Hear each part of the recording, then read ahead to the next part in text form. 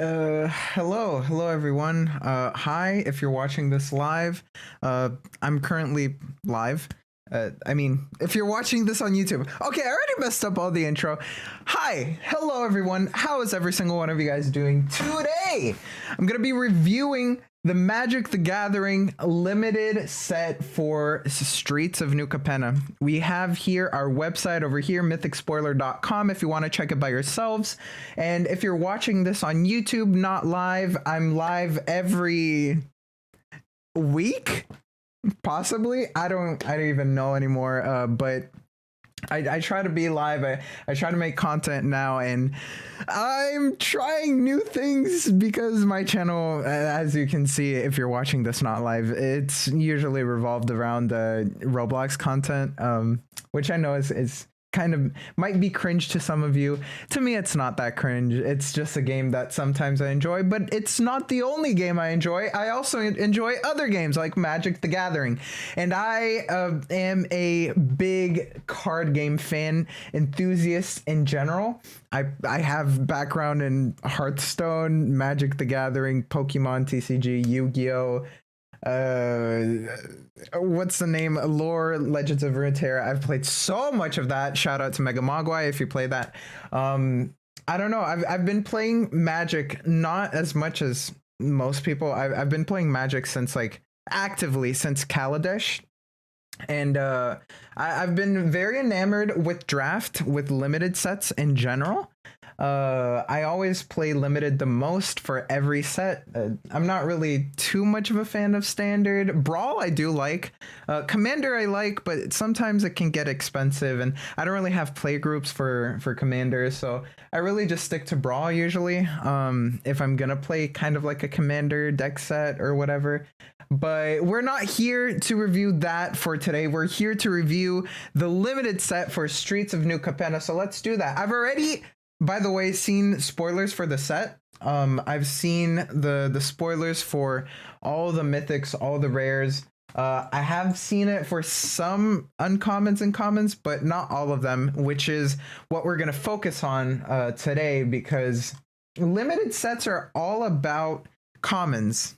Usually commons and uncommons, because we're trying to assess which color is the best, and also we're trying to assess what are kind of our first picks, what are our middle picks, and what are our later picks for a draft, kind of like setting signals, and also what actually makes or breaks a deck, what can be a bomb. And I did see earlier there was a very good white card. Why are some of these in Chinese? There's no... Okay, it's translated when you actually click on the card. That's good. But a shield counter on target creature, yeah, that's pretty good. It's pretty much God's willing. But there was a green 3-drop that seemed amazing. It was a common that it literally just looks like a rare if it was made long ago. Where is it? It was a 3-drop. Green 3-drop. Where are you? It's a common. Dude. Oh, here. Jewel Thief. So it's a 3/3 for 3. Vigilance, trample, and when it enters the battlefield, create a treasure token. Cat Rogue. Common. What is this? This is insane. But is this really the whole set? Because I was told, or at least from my research, it seemed like yesterday was the last day for spoilers. Or maybe it's today? I'm not sure.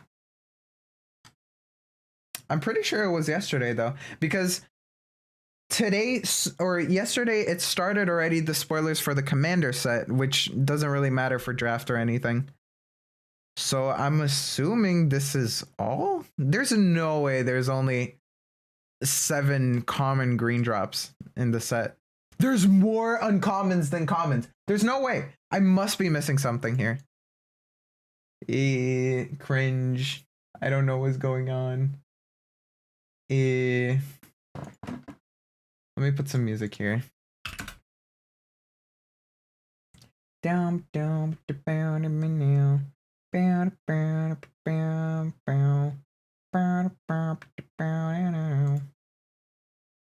I think I might just be too early. Where is it? Stream beats.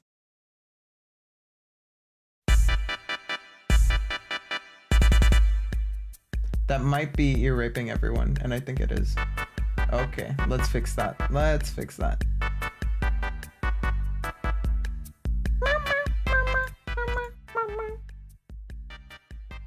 That seems good.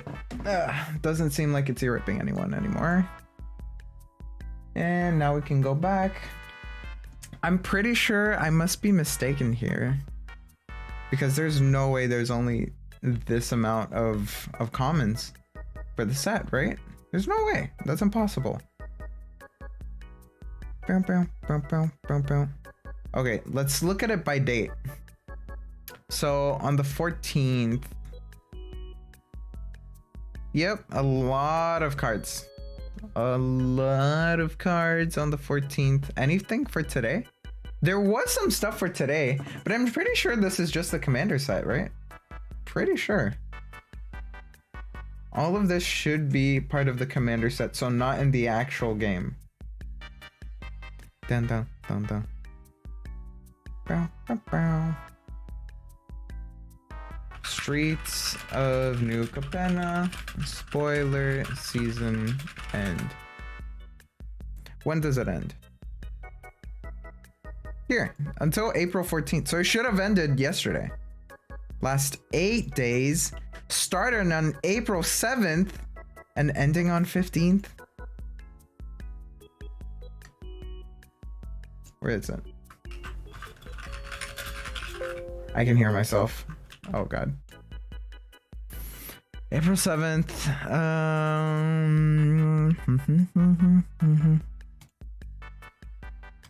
Okay, when does it end? Ending on April 14th. Okay, yeah.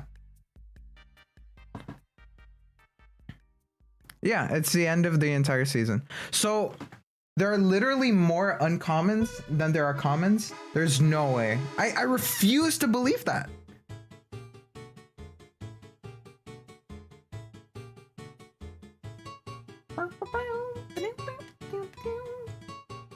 I actually refuse to believe that. There must be something wrong here.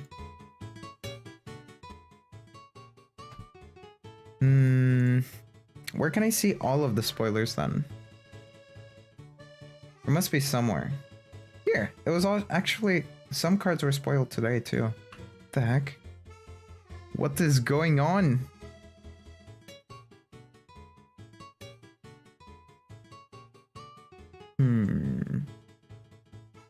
Visual spoiler? Maybe here? Nah.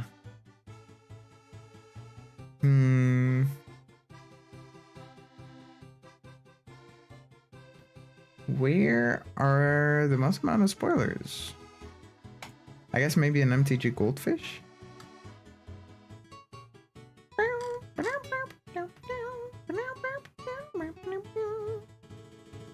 MTG previews. Okay.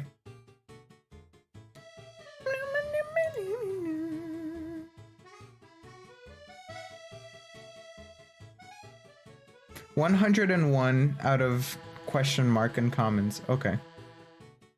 Question mark. What the heck? So it hasn't ended yet? Nobody knows? What's going on?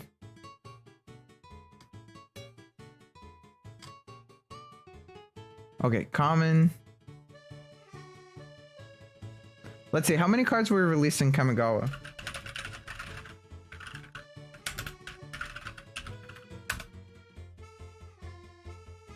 Let's compare to try to see if this is accurate or not.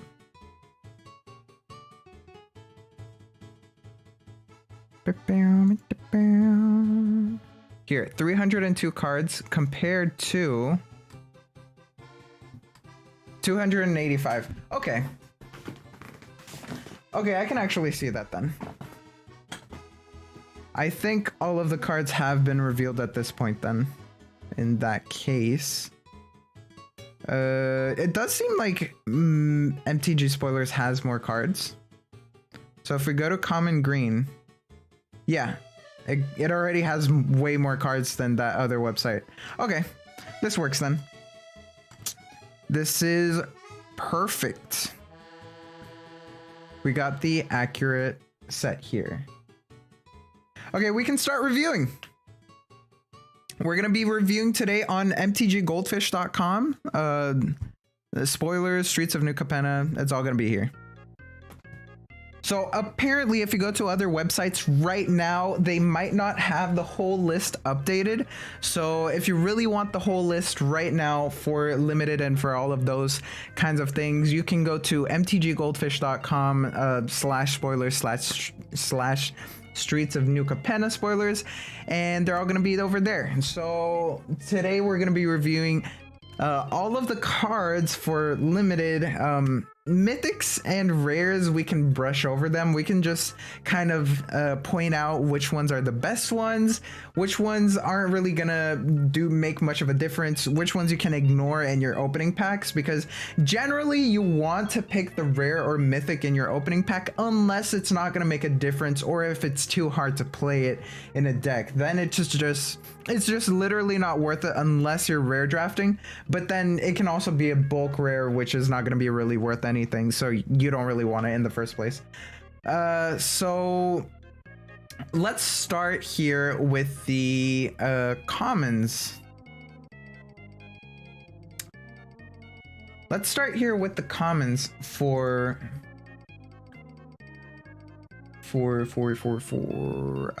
green. No, for white. Let's start with the commons for white. Boom, boom, boom, boom, boom, boom. So they're separating it by different ways. What the heck? I'm too small brain to actually understand how they're separating this. Are there just not a lot of commons? 8 whites. I don't know what's going on. Okay, so if I get a common in green here, there's 9. There's more than 9. Warm welcome prize fight. Yeah, there's definitely more than 9. But if I go back to it, it just isn't there. Okay, I'm just not gonna click anything. Okay, this works. This works. So we can start reviewing this. I'll put the music a little bit lower.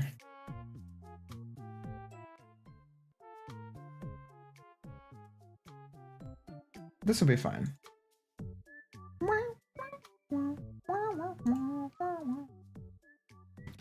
Okay, so our first card. Oh, actually, we should make a document, right? We should make a document just to put the best cards, or at least the cards that seem the best, at least already in order. So we can go to Google Drive here. Or not Google Drive, Google Docs. It's better.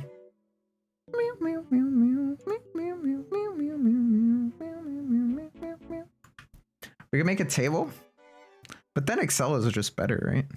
Yeah, we can just do different titles and then just write on them. So,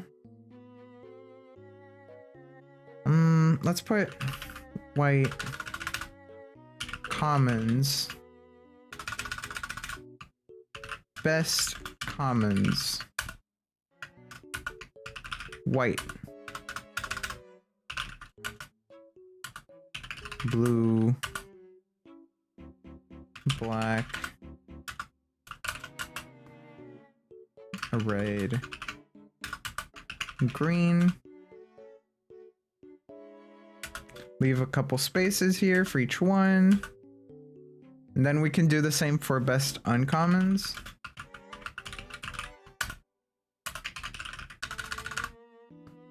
Let's first format this. So let's make this pretty.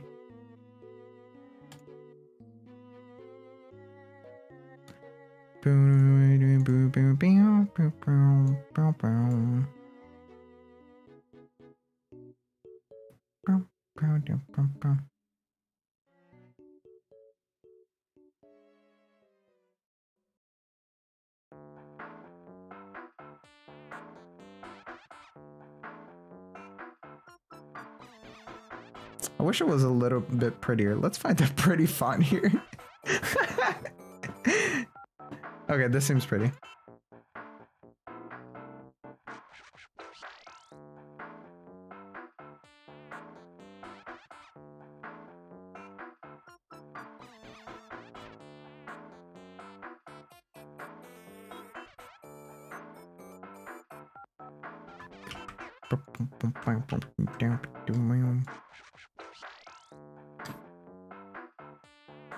Okay. Now we got our header pretty much done.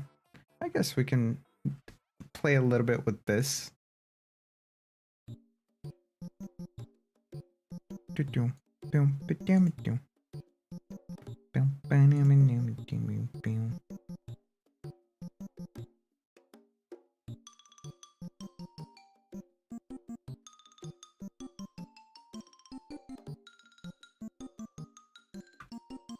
Messed up that one.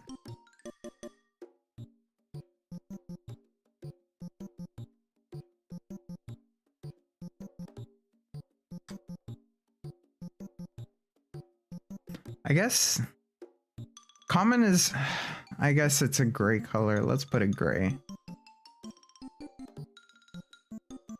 But then uncommon is silver. How are we gonna do that? I just think it doesn't work. Okay, commons we can leave it like that. Best uncommons we can leave it at a silver color. Yeah, that works. And then we can put like we can put something like the best bombs, best rare bombs, best mythics rares. Mythics. And then we can also put something in the similar vein as traps.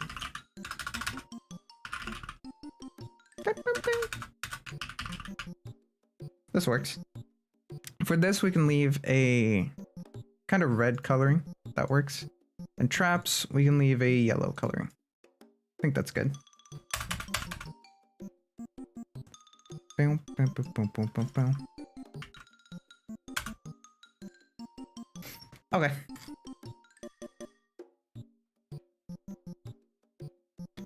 So we have our list ready. We can start actually ranking these. So let me close down these tabs.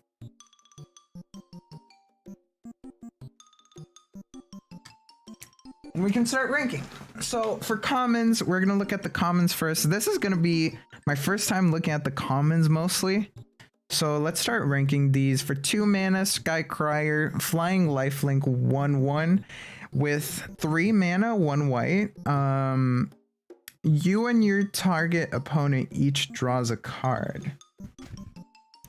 That doesn't seem too good. A 2 mana Flying Lifelink 1/1 could be fine. It draws cards.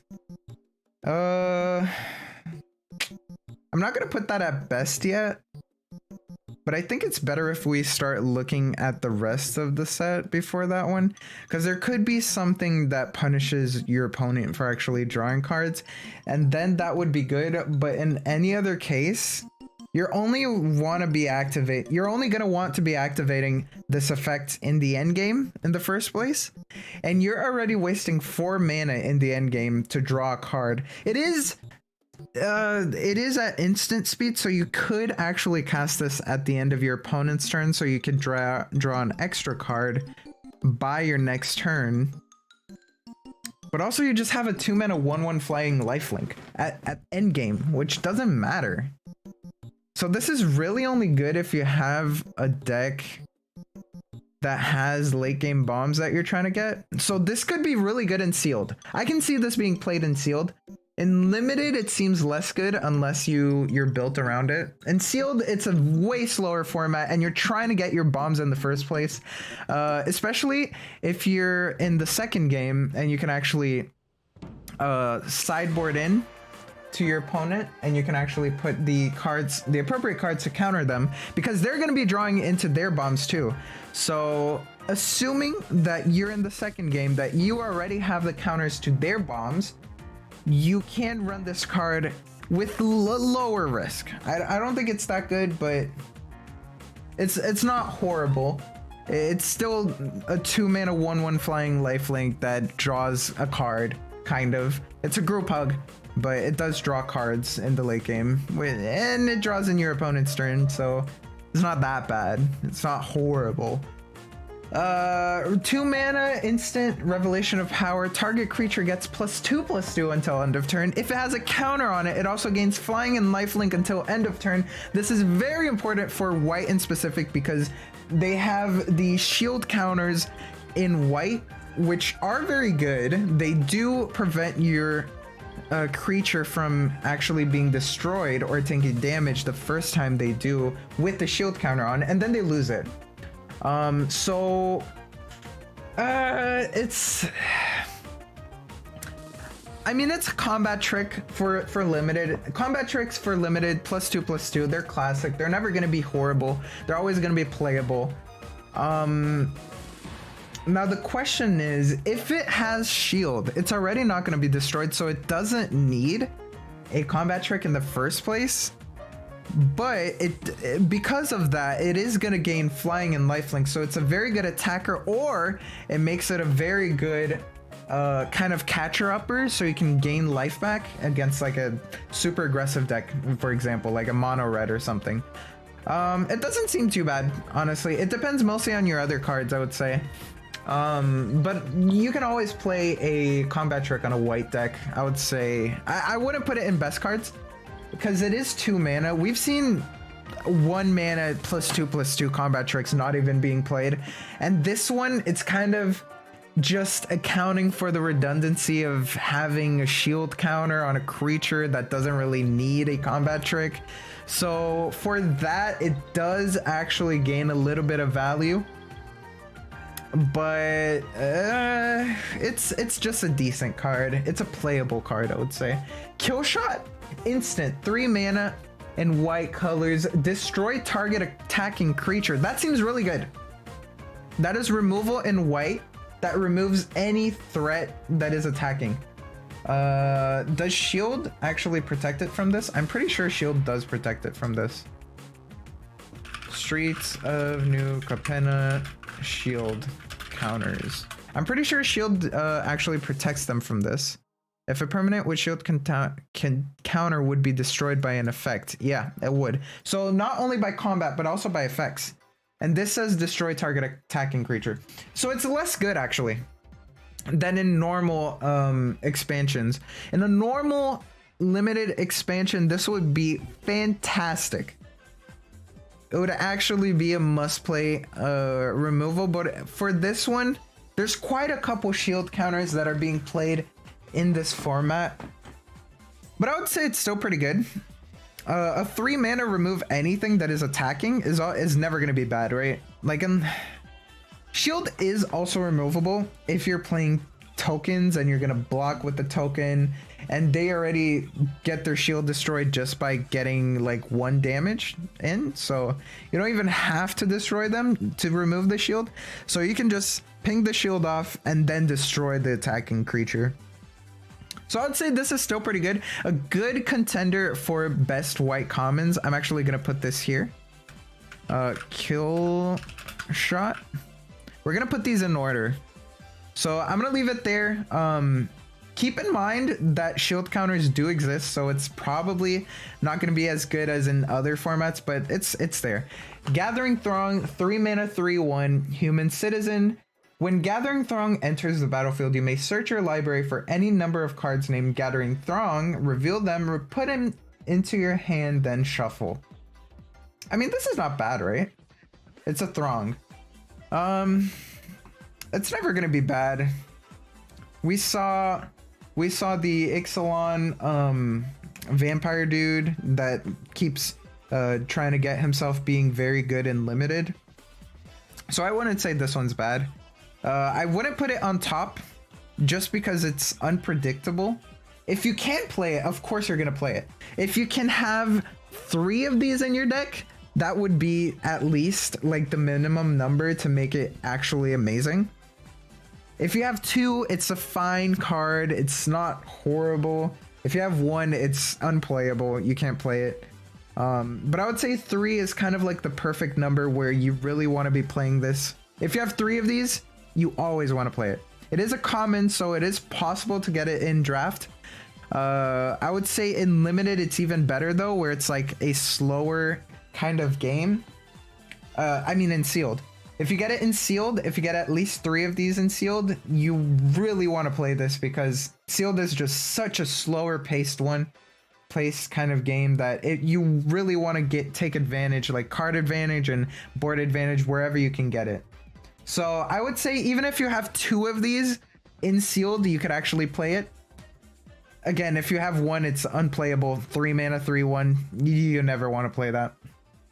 I don't think I'm gonna put it in the best commons, but I mean, if you have 3 of it, it is one of the best commons for sure. 2 mana, 1/1 backup agent, human citizen. When backup agent enters the battlefield, put a +1/+1 counter on target creature. Okay, that's not bad. We've seen this being a card in every single format, limited format, like for different colors.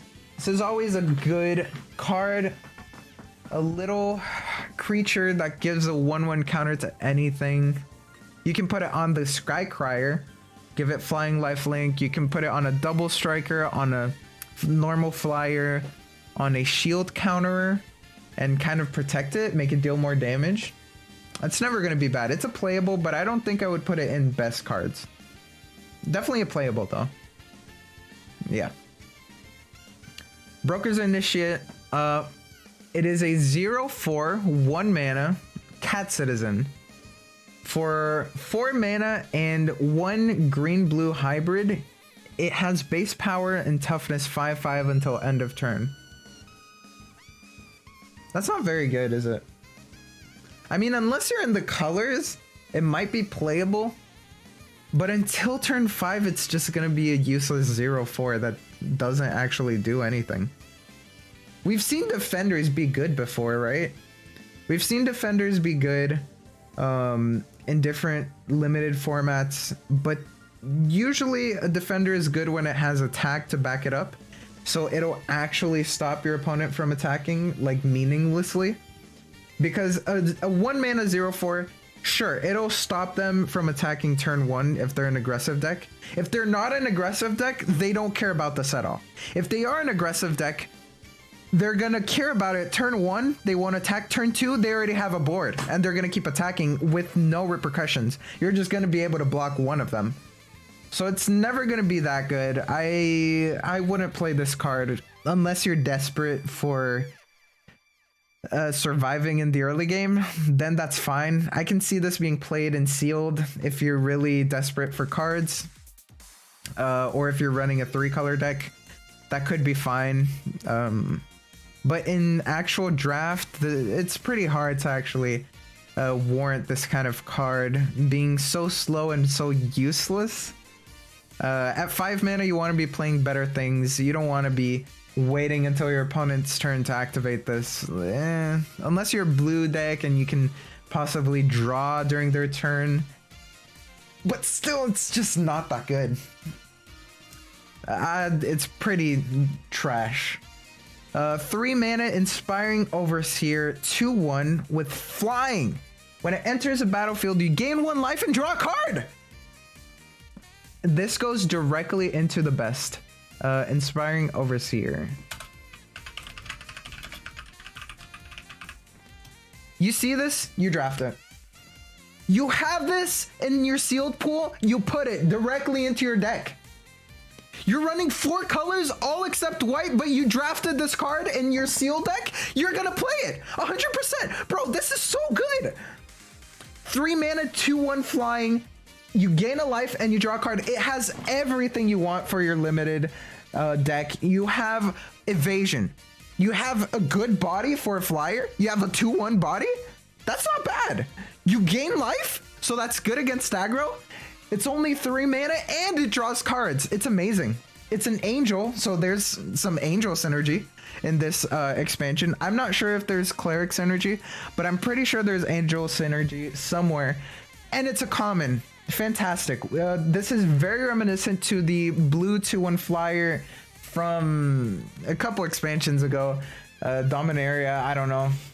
That it was a 2 generic mana blue with flying 2/1, and whenever it enters the battlefield it draws a card. It was played every single time in limited. This one is even better. It gains you life. Oh sure, it's only 1 life, but it is 1 life that could matter. We've seen games that have come down to 1 life so many times before, and gaining a life is not negligible. It's already a fantastic card, and they added gaining a life on top of it. This is for sure one of the best commons, 100%. Okay. So we have Boon of Safety, 1 white mana, instant. Put a shield counter on target creature, and you scry 1. This is pretty good. This is God's Willing for this expansion. It's a pretty good combat trick.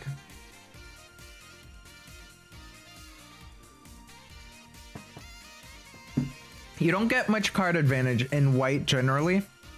And if you get scrying, that's pretty good. Honestly, it seems like you do kind of get card advantage in white for this expansion. You get Sky Crier, you get Inspiring Overseer, you get Boon of Safety. It doesn't seem like white is just left with the weenies. It does seem like white is gonna be a pretty good color this expansion. For limited at least. So Boon of Safety seems pretty good. I wouldn't put it in the best cards, I think, but I do think it's playable over Revelation of Power. I would play Boon of Safety over Revelation of Power. It hits more things, protects more things, and it does give you the pseudo card advantage in Scry 1. You can put a land in the bottom, or you can keep a bomb on top, and it's all overall always going to be good. It's only 1 mana. Revelation of Power is 2. Yeah, always play Boon of Safety over Revelation of Power, I would say. Unless it's a deck that already runs a lot of shield counters and you want the flying and lifelink, but honestly, Boon of Safety, it seems just better. Buyer Silence, 5 mana, sorcery. Exile target non-land permanent its controller creates a treasure token. So it gives the treasure token to the controller, not to the actual person casting this. So it isn't as good as other removals that we've seen in the past for white. But it is an exile target non-land permanent, so you always want to run this in sealed. If you get this in sealed, run it 100% if you're running a white deck. Because this is one of the only answers that you do have for sealed bombs in white. So you definitely want to run it. It's a common, so it's never going to be bad. 5 mana, white, exile, whatevers are never bad. So you definitely want to run this. Maybe in draft it'll be a little bit sketchier. Definitely not the best removal we've ever seen, but it is a playable. Definitely in sealed, you want to play this. In draft, less so. Maybe a 1 of, maybe a 2 of if you're really trying to push it. But a lot of times this is going to be sideboard and draft. Celebrity Fencer, 4 mana, 3/2 with Alliance. Whenever another creature enters a battlefield under your control, put a 1/1 counter on Celebrity Fencer. This is pretty good, right?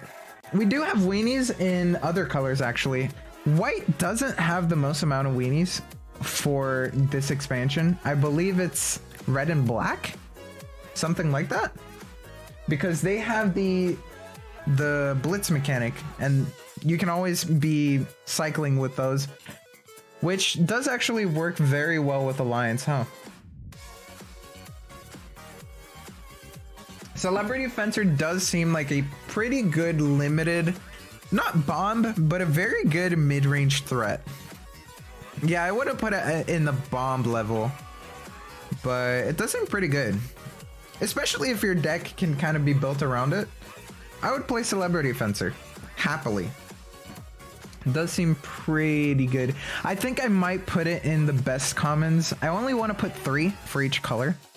So I'm not sure yet. We're going to look at the rest of the list, but this is a strong contender for best commons for the 3rd spot right there. I want to change the order here. Killshot is going to be 2nd spot. Inspiring Overseer will be 1st because that one is just bonkers. You get it. You want to play it every single time. Dapper Shieldmate. 4 mana 2/2. It enters a battlefield with a shield counter on it, and as long as it's your turn, it gains +2/+0. So it's going to be a 4/2 for 4 mana with a shield counter on it during your turn. During your opponent's turn, it's going to be a 2/2 with a shield counter. So it's going to be always a decent, good blocker because it's not going to die, but it's going to be a decent, good attacker because it's not going to die. Okay, I can see this being played in sealed. But in draft, it's hard to actually try to make this work, right? In draft, this doesn't seem good enough.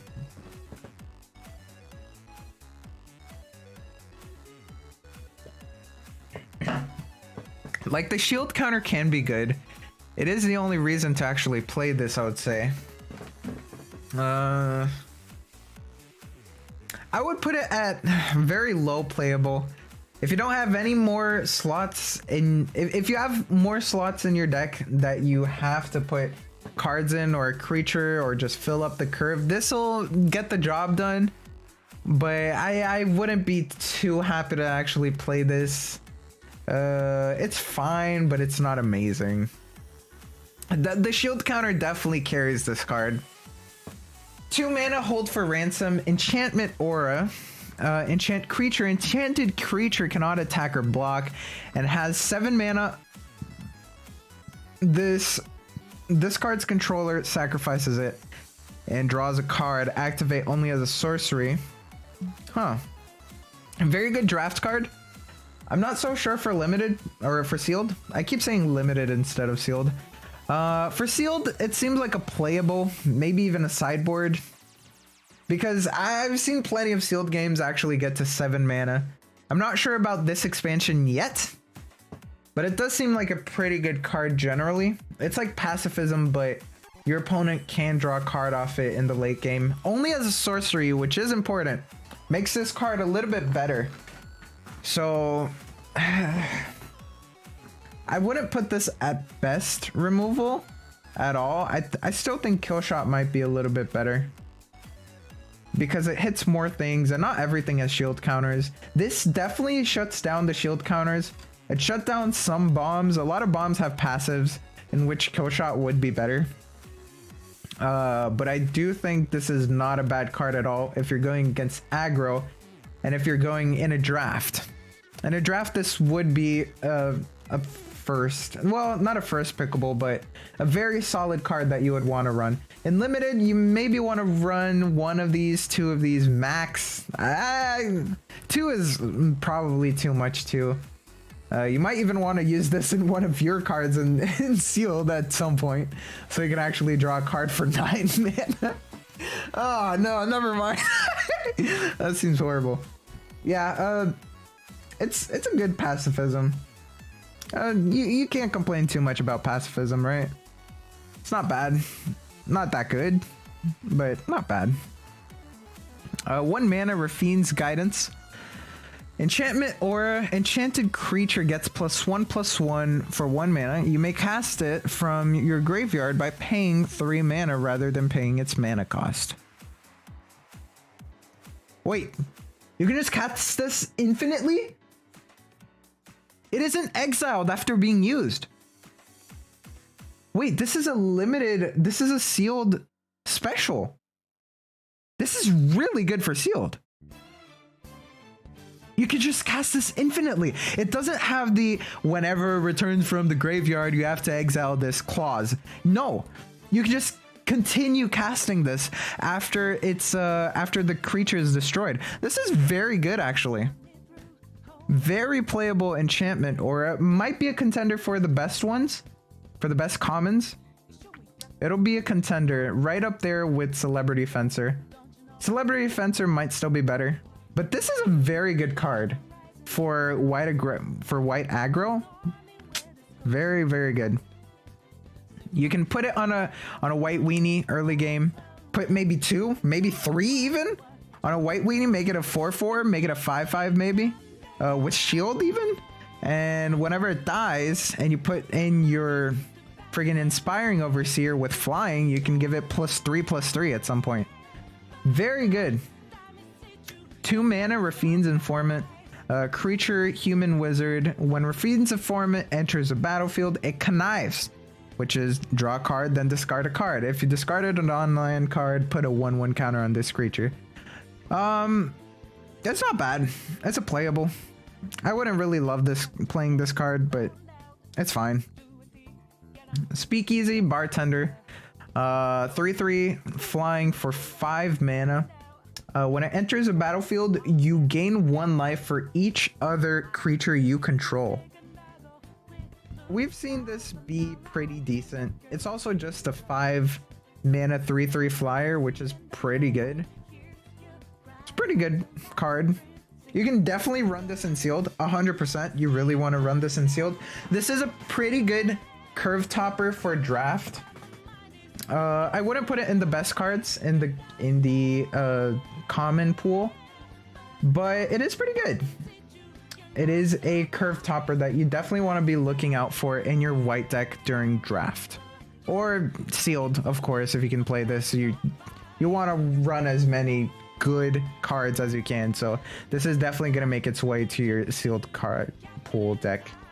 So I think the spot for 3rd best white common is between Celebrity Fencer and Rafine's Guidance. Could even be Hold for Ransom, but I think in most cases Killshot is just better than Hold for Ransom. At least in sealed for sure.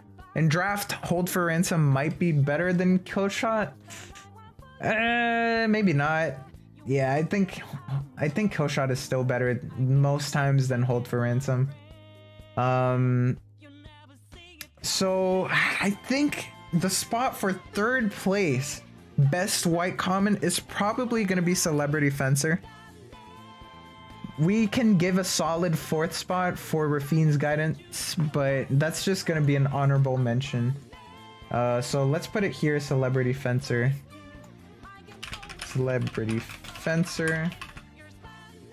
And then you can put a honorable mention, Rafine's Guidance.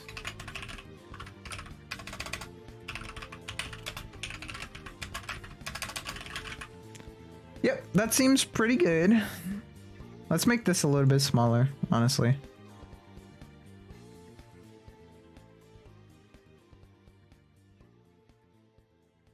And we can increase the size of this document because I feel like it's kind of small. Okay, this seems good. What's next? Blue. Cool. If we went through all the white commons, we can go through the blue ones now. This is kind of loud. Let me put this music down a little bit.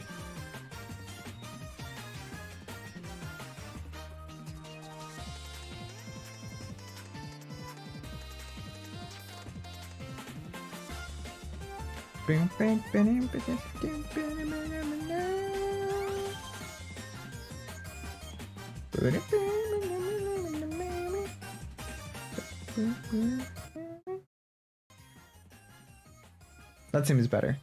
Okay, cool.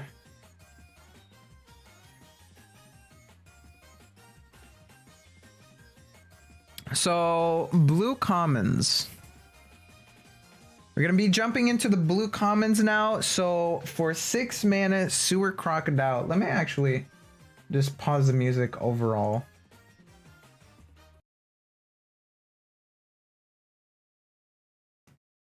So 6 mana, 4/6, Sewer Crocodile.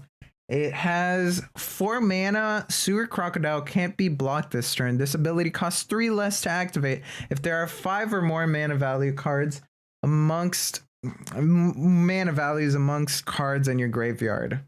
So it costs 1 mana to not be blocked this turn if it's very much into the late game. This can go into play in sealed. and draft. It's a little bit harder, I would say. Yeah. We have to see at the rest of the set how good it is at actually putting cards in your graveyard with 5 or more mana values. Yeah, this really only seems playable in sealed. I mean, it's a good 6-drop overall. Like, if you want to just activate that ability for 4 mana, it does seem like it can win you the game in draft too. I wouldn't put it in the best commons, but it's a pretty decent curve topper for blue.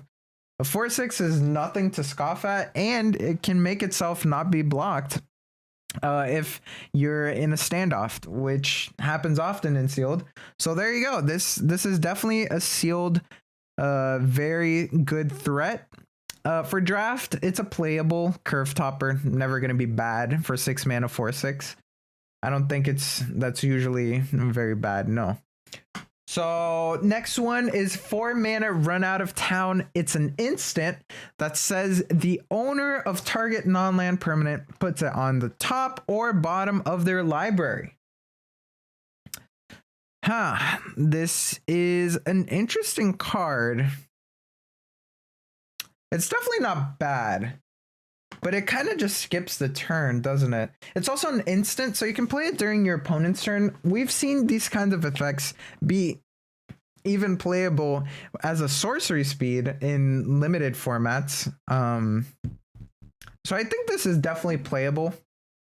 It's probably not going to be your first pick at all, but since you can play it as an instant in your opponent's turn, you can possibly bounce a bomb and kind of just wait a turn for you to buy yours or something like that, or wait a turn so you can actually counter it, or wait a turn to take on your planeswalker while you're playing sealed or something like that. So I don't think it's too bad. Usually effects like this are priced around that price anyway. As a common, I don't think you want to be drafting or getting too many of these in your deck in the first place, but it seems fine. Like, if you really need a stall card in your deck and you're missing that 4 mana slot, you might play this. But honestly, it's just not that amazing. You're not too excited to play this. 1 mana, 1/1, an expendable lackey. It is a human citizen that says for 2 mana, you can exile it from your graveyard and create a 1/1 bluefish creature token. With this creature can't be blocked. You can only activate this as a sorcery, so not during your opponent's turn. It's not bad. Definitely not bad. Actually, it's a pretty good blue aggro card, huh? Is there a blue aggro deck in this format? That's what I'm wondering now after I see this, because this seems pretty good in an aggro deck. If you draft an aggro deck with blue cards, you 100% want to play Expendable Lackey, because a 1/1 that can't be blocked is very good. We've seen this time and time again to be very good in limited formats, because it just goes through any wall block. It just breaks standoffs so easily. Over time, of course. In sealed, you definitely want to play this.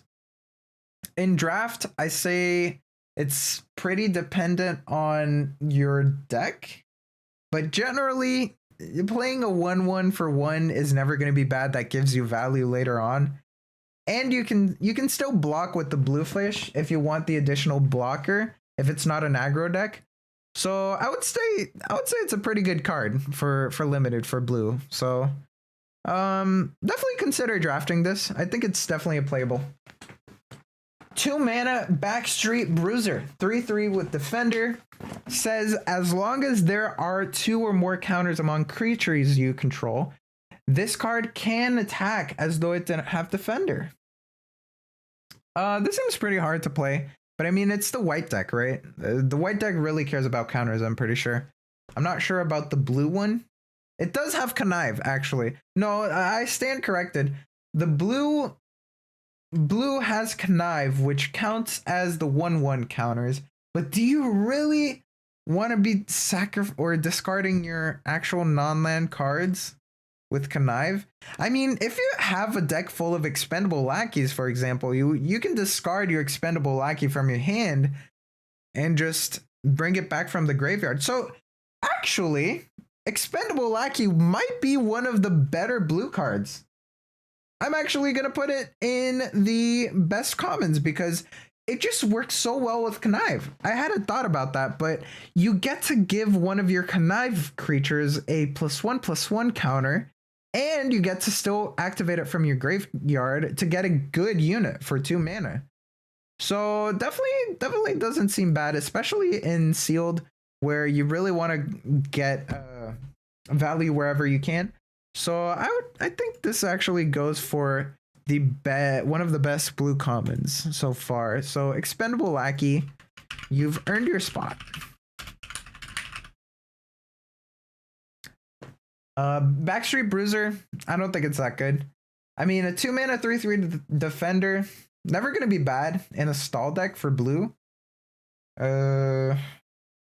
But 2 or more counters might be a little bit hard if you're not in a specific deck for it. Definitely not one of the best blue cards, but I mean, a playable, yeah. Doesn't have reach. It does have defender. It might be able to attack later on in the game, but it's not a fantastic card overall. Case the Joint, 4 mana instant. Draw 2 cards and then look at the top card of each player's library. Okay, so this is a I was gonna say Sorcerer's Spyglass, but you just get to see what's coming next in your opponent's deck for the next turn. That doesn't seem too bad. It's a 4 mana draw 2 instant. You can always play this, especially in sealed. In draft, you can probably run 1 or 2 of these. This is a pretty solid draw card, since it's an instant specifically. If it was a 4 mana draw 2 sorcery, you wouldn't want to play this pretty much ever unless you're a really slow deck. But since it's an instant, you might still have the counters. Yeah, there's Disdainful Stroke. There's some counters here. So you can definitely play this. There's some flash. Yeah, you can definitely run a couple Case the Joints in your deck, especially in sealed. 100%. You always want to draw cards. Get prepared for the late game in sealed. So pretty good card overall. I don't think it goes into the best blue card spot, but might be actually. It's a contender. 2 mana, 2/1 in Broker's Veteran. It says whenever it dies, put a shield counter on target creature you control. That is pretty good, isn't it? That is pretty good, especially in the sacrifice kind of Jundi kind of deck. If you can manage to run blue, that is fantastic. If you can run it in the sacrifice deck. So overall, I would say Broker's Veteran works really well with the other colors. With blue in specific, does it have a lot of casualties? I do see 1 already in common, so make disappear 2 mana instant, casualty 1, counter target spell unless its controller pays 2. Doesn't seem that good, huh? No, it does not seem that good. It's kind of like the spell quench speller. I forgot the card name. It was fine in draft, maybe sometimes. In sealed, it was horrible unless you were sideboarding it against a mono red deck. Then that works. But make disappear doesn't seem that amazing. It does have casualty 1, so you can play this, I guess. It's a sideboard card. Make disappear. If you want to play it against a very aggressive deck, it'll save you, maybe. Broker's Veteran seems like a pretty good card in the casualty deck, or with other colors. Seems pretty good. Yeah, I think you can run a couple copy of these. Actually, you might be happy with as many copies of these as you want. This is way better than Backstreet Bruiser, for example. You always want to run this, actually. But does it make a spot for best blue cards? I don't know. It's on the board. It's on the table. Disdainful Stroke, 2 mana instant, counter target spell with mana value 4 or greater. We've seen this time and time again be a staple for limited. It's fantastic. You don't want to run too many of these, but it's always good to have at least one in your deck. If you're running blue, it's a common, it's an instant, it's 2 mana. It doesn't cost too much to just eliminate one of your opponent's bombs. So, especially in limited or sealed. I keep saying limited instead of sealed. Especially in sealed, you really want to run a couple of these, because bombs just win games in sealed, and that's just how the game rolls. 100%. Echo Inspector, 4 mana, 2/3 with flying. Whenever it enters the battlefield, it connives. This is fantastic, right? Especially if you have a lot of the expendable lackeys. With a lot of expendable lackeys, you can make a 3/4 for 4 mana with flying. This is really good for blue. Very good 4 mana, 4 drop. I would definitely play this often, probably as much as I can. This might be I think it goes for best blue cards. But let's see the rest. 3 mana, 2/2 flying, in Obscura Initiate. You get a 1 generic mana, 1 hybrid white or black. Obscura Initiate gains lifelink until end of turn. This is fine. 3 mana for it? Doesn't seem that good, actually. It's playable in sealed. In draft, you're not going to be too happy to play this, but it's fine. 3 mana, 2/2. It's nowhere near a Inspiring Overseer by far. This is just actually the card to show how good Inspiring Overseer is, because Inspiring Overseer does all of this but better, and it draws you a card. So really, Obscure Initiate is just lacking in that department. Yeah, this is last pick in a draft. This is the last card you kind of want to add as a curve filler in your sealed pool. So don't be too excited to play Obscure Initiate. 3 mana Psionic Snoop, creature for 0/3. This might be interesting. Flash. Whenever it enters a battlefield, it connives. It does have flash, so you can use it as a possible 3 mana 1/4 with flash to defend something and possibly kill it. It doesn't seem that fantastic. It seems fine in the flash deck, so your opponent really never knows what you're gonna do. You have your Psionic Snoops, you have your Disdainful Strokes, you have your Make Disappears, Case the Joint. It seems good in the instant kind of deck, blue deck, but anywhere else it doesn't seem that good. You're just paying another mana for a worse Backstreet Bruiser, which isn't very exciting. But if you do have a lot of instant cards, Psionic Snoop might catch your opponent red-handed or off guard, so it's fine. Not fantastic. Again, you're not going to be too excited to play either Psionic Snoop or Obscure Initiate, but it does have Connive. Connive isn't that bad. You can always filter your cards with it, and filtering in blue is never bad. So 3 mana Rooftop Nuisance. Sorcery with Casualty 1. Tap target creature. It doesn't untap during its controller next untap step, and draw a card. Very simple, very good card, actually. I'm gonna put this in one of the best blue cards, I think. It does seem very good, actually, because it taps it locks them for the next untap step, and it draws a card, and it has casualty. So you can copy it. You can possibly casualty your expendable lackey. Yeah, doesn't seem bad at all. Or your broker's veteran. Seems pretty good. I would play this 100% in a sealed pool, and in a draft, it's pretty good. Rooftop nuisance.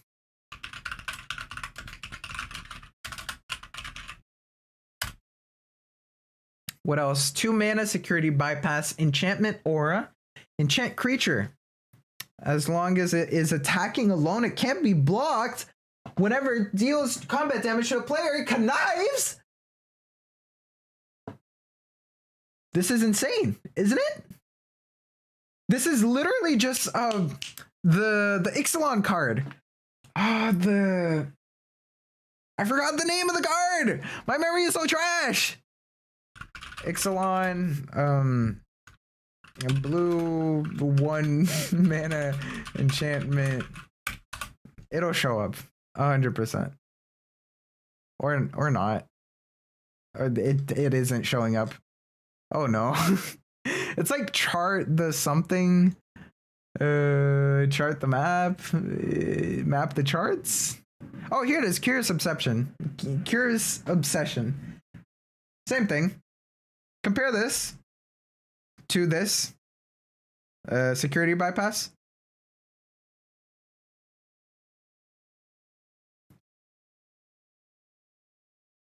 HR asked you to see the difference between these two images. They're the same picture. It's fantastic. This is you always want to play it, right? In limited and sealed, especially. What else? In limited, especially, and sealed, I mean, duh. In draft, you're gonna be happy to play like 2 of these, maybe even 3. You always want to pick this. Not always, but it's a very good card. You want at least 1 of these in your deck, 100%. In your blue deck, you cannot play it without having a security bypass.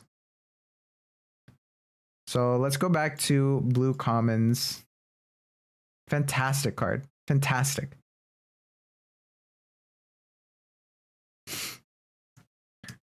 Security bypass. They literally just tried to balance Curious Obsession, and they just made a other great card. I don't think there's any way to balance Curious Obsession. Obsession. I can't say the card. 1 mana, Witness Protection, enchant creature. Enchanted creature loses all abilities and is a citizen with power and toughness. 1/1 named legitimate business person. It loses everything. Okay, this is pretty good blue removal, I would say. Yeah, kills pretty much anything. Is there a lot of enchantment removal in this set? I'm not sure. But if there isn't, that seems like a pretty decent card. It does seem pretty sad though, in the sense that casualty is still a thing. So your opponent can still make use of casualty cards, or for example, bounce cards. Those are always going to be a thing, but it doesn't seem that bad. It's a 1 mana removal, so you can't really ask for too much else. If you don't have a rooftop nuisance, you're going to want to run Witness Protection. So yeah, not bad at all. Blue removal this is probably as good as you can get for blue removal. And I think we only have 2. No, we have 3. Yeah. Security bypass, you go to 2nd place, because I think Expendable Lackey is probably the card you would like to draft the most in a blue deck. It just activates all of your connives so well, and casualties and everything blue wants to do in this set. Hey, Lastin Zard. Hopefully I pronounced that properly. Welcome. So I would say Expendable Lackey, very good card. Broker's Veteran, very good for the casualty deck and just a very good 2-drop overall. This goes to honorable mentions, I would say. Broker's Veteran. So same as Rafine's Guidance for white. This would be the same for blue. Broker's Veteran. And on to black.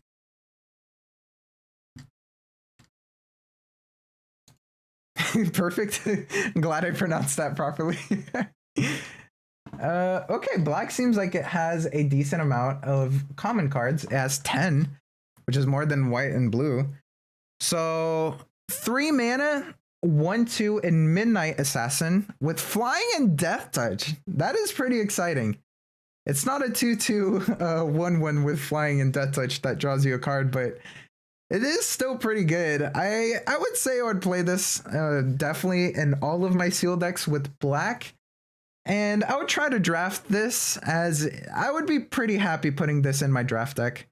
So this would be a strong contender for best black commons, I would say. If there's nothing else that's better, I would put Midnight Assassin, at least as honorable mentions. Right off the bat, this seems pretty good. Because you don't have to pay 2 mana. You don't have to pay any kind of mana to activate the Death Touch, which is usually how black flyers work. And yeah. Oh, I'm sorry. Let me put it in a format that I can actually see this. Draft is my least played format, so you're teaching me a tone. Oh yeah, I'm sorry. I don't play Standard or Commander that much, or Vintage or whatever. I only play Draft because that's the cheapest format, at least, that I like to play the most. So I literally only spend every single format playing Draft. So this is usually the better idea that I have. Also, Numot the Nummy, very good draft player if you ever are interested in kind of learning the sets, but he really only learns the set as it comes out. So you probably want to give him a little days playing the set, and then you want to jump into his streams, because he kind of learns as it goes. He doesn't look at any spoilers, so that's usually how he works. Constructed since 2008. Nice. Good to hear, man. No, I've been playing a lot of, not a lot of, but kind of a little bit of Constructed since Magic Arena came out, and that gives me the cards from the limited sets, and then I can just build decks with it, which is kind of fun. But ultimately, I just end up getting a little bit bored, unless it's like Brawl, and then I'll play like a couple games a day. So on to the next card here. 2 mana, Fake Your Own Death, instant. Until end of turn, target creature gains +2/+0, and whenever this creature dies, return it to the battlefield tapped under its owner's control, and you create a treasure token. So this is ramp, and it is protection. Huh. This is probably one of the better 2 mana kind of returns from graveyard protection spells that we've seen in limited in quite a little bit, just because of the ramp, which is usually a problem at 2 mana, because if you want to play this as a protection spell for 2 mana, you're usually using this in the early game as an aggressive deck. And I've ran into a lot of problems as an aggressive deck in like Draft, for example, where I don't have enough mana, and this actually would help me. So I'm not sure if this goes to best black cards for commons, but it's definitely more of a playable protection spell in black for 2 mana than others that we've seen, especially in like Kamigawa, for example. And next one, 2 mana, Extract the Truth, sorcery. Choose one. Target opponent reveals their hand. You may choose a creature, enchantment, planeswalker card from it. That player discards that card, or they sacrifice an enchantment. Okay. We have to see how good are the enchantments in this set, but it seems like they're the uncommon cards, right? If I'm correct, with the Obscura kind of charms and all of those. I'm pretty sure they're an uncommon multicolor. Let me just make sure of this. Uncommon. There should be some enchantments here, or not. Oh, they're the charms. Okay. Actually, it doesn't seem like there are that many enchantments. So this might not be amazing, but it does get rid of a sealed bomb, I would say. Draft, less good so. People are not gonna run bombs all the times in draft, but definitely for sealed, this is a playable in main deck. For draft, it might be a sideboard kind of card. So we can go back here to black commons. Extract the Truth. It is 2 mana, which is better than its counterparts usually for limited, where it's 3 mana. It might be a playable. Never gonna be better than Virus Beetle though. So I wouldn't put this in the best. You might want to run this as a 1 of in your draft deck, maybe as a 2 of in your seal deck, but you're not going to be too happy running any more than 2, and it's probably just better as a sideboard card anyway. I don't see too many enchantments in this format, so it doesn't seem that good. Unless you're running against a blue or white deck where we've seen the common enchantment removals, such as Witness Protection and where is it? Hold for Ransom.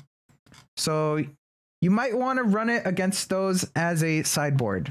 So just keep that in mind, but don't run it too many in your main board. 4 mana instant, scry 2, then draw 2 cards, you lose 2 life. It's an instant. This is fantastic. Instant, scry 2, draw 2 in black. That is pretty good, actually. That might be a strong contender for one of the best black commons. We'll keep that in mind. Very good. You're never going to be too sad to play like 1 or 2 of these in your deck. So, very good card. 1 mana, 1/1 and Cutthroat Contender creature with pay 1 life. It gains +1/+0 until end of turn. Oh, okay. Activate only once each turn. Okay, there's the balancing clause. I was gonna say you can't have this infinitely and just one-shot your opponent. There's no way. Okay, you can only activate this once each turn, so it can become a 2/1 for 1 life possibly. It's pretty bad. If you really want to run a super aggressive black deck, it's fine. It's a 2/1 for 1. And you want to run that as early as possible. So you can run like 2 or 3 of these in a super aggressive deck. And then that's pretty much it. But other than that, it's not a very good card. You don't really want to run 2 of these, too many of these. Yeah, if you have 3 or 4, yeah, you definitely want to run like 16, maybe even 15 lands if you're mono black possibly. Then it'll be good, but ooh, in a normal mid-rangey kind of deck, this will be generally pretty bad. Unless you have a lot of demons due to kind of refill afterwards. Seems good. So a 2 mana 3/2 Crooked Custodian. It enters the battlefield tapped. That doesn't seem too bad. This is actually the perfect card for the Cutthroat Contender deck. So if you want to run really aggressive, you want to run a bunch of Cutthroat Contenders and Crooked Custodians because they are going to wheel in your draft table, and just be sure of that. If nobody else is running super mono black aggressive, these cards are actually going to be super common in your draft table. So be aware, if you see a lot of Cutthroat Contenders, you're going to see a lot of Crooked Custodians. Those are going to be the open kind of archetypes for your draft table. I wouldn't put it in best black cards, but definitely playables together. Yep. 2 mana, 1/1 in Corrupt Court Official. Whenever it enters a battlefield, target opponent discards a card. There you go. The good old Virus Beetle. We want to run this every time. Corrupt Court Official.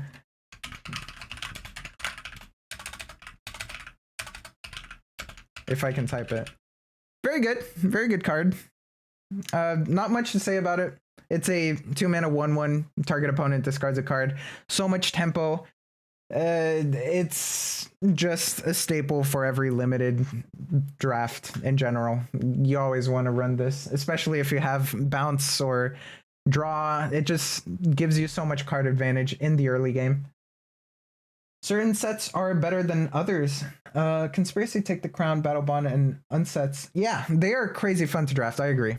I haven't played too much in Magic Online, or like these kind of vintage kind of drafts, but I've seen them in videos and they seem pretty fun.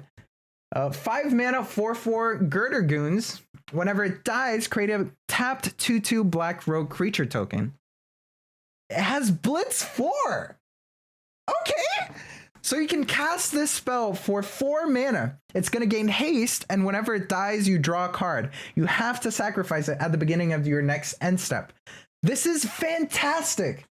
This is exactly the card you want to play every time in black. You see this in a draft? This is a common carry card, okay? Girder Goons. Fantastic. This goes above Corrupt Court Official, actually. Girder Goons. It does everything you want for limited. You name it. It's a good body in 4/4 if you want to play it fairly for 5 mana. You can play it even earlier for Blitz. You can attack with it like instantly, and then you can also get a card advantage if you play it that way, because you do draw a card whenever it dies, and you get the body whenever it dies with the 2/2 black rogue creature token. So even if you cast it for the Blitz cost, if it didn't have that clause of whenever it died, it would already probably be good enough for a limited format, but it does have that clause, which just makes it an overall black limited common staple. So definitely whenever you see this, you want to draft it if you're running black, and if in your sealed, you want to run as many of these as possible. It's great, Curve Topper.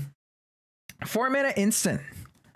With Deal Gone Bad, target creature gains -3/-3 until end of turn, and target player mills 3 cards. It's an instant. It's pretty good. Let's take a look at the other commons in this set. It seems like most of them die to a -3/-3 counter. So that card seems pretty good. Oh, this actually does bypass shield counter, by the way, because it doesn't destroy them. It kind of just sacrifices them with the -3/-3. So this actually is better than it seems, I would say. It is a very good card against white as well, which runs a lot of shield counters. So the mills 3 cards might be actually good for you, because you can mill yourself 3 cards, possibly get a expendable lackey in your graveyard and reanimate it, and you're set. This seems like a very good card. Deal Gone Bad seems like the premium black common removal in this set, so definitely keep a look out for this one. Might be our honorable mention. Deal Gone Bad. I'll leave it here. And we can look at Dig Up the Body for 3 mana instant. Casualty 1, mill 2 cards, then you may return a creature card from your graveyard to your hand. With the Casualty 1 too. And it's an instant. I'm gonna say, these instants in black and blue instants seem very good. Demons do, Deal Gone Bad, Dig Up the Body, Fake Your Own Death. These instants seem pretty good. And Murder. They have Murder in the set. I hadn't even seen this. Oh my gosh. Black seems like a very good color this set in limited. Yeah. Definitely consider black if you're lacking removal. Dig Up the Body seems like a pretty good card. Definitely a playable if you're going to run kind of the grindy deck. If you're going to run this in sealed, you definitely want to run a lot of Dig Up the Bodies, because games tend to go longer for sealed. And for draft, this might be a considerable card if you have a lot of early game defenders, or if you're trying to run the late game with like a bomb, for example. You might want to run this, but other than that, it might be a little bit sketchy. The Casualty 1 is pretty good, but other than that, it's a little bit slow, but not bad. 2 mana, Incriminate. Sorcery. Choose 2 target creatures controlled by the same player. That player sacrifices one of them. This is pretty bad. It gives your opponent the control of what to sacrifice. There's not much else to say here. They are usually going to have a Girder Grunts and a Weenie and a 2/2 black rogue creature token. What are they going to sacrifice? The 2/2 black rogue creature token. Do you really want to waste a card on that? No, unless you have nothing else to play. But you can also really only activate this with 2 creatures, so it's really not that good. Don't play this unless you have nothing else to play in your 2 mana slot. 5 mana, Join the Maestros. Sorcery with Casualty 2. So as you cast the spell, you may sacrifice a creature with at least power 2 or greater. When you do, copy the spell, which says create a 4/3 Black Ogre Warrior creature token. For 5 mana, seems a little bit underwhelming. 5 mana, create 2 4/3 Black Ogre Warrior tokens that possibly may give a shield counter to one of them with Broker's Veteran. Blue-black seems like a very good combination. I think it's the Obscura thing, right? With the Esper colors. Obscura seems very good. So Join the Maestros is good in the right deck. In not the right deck, might not be that good. But I will be right back. Just give me one moment.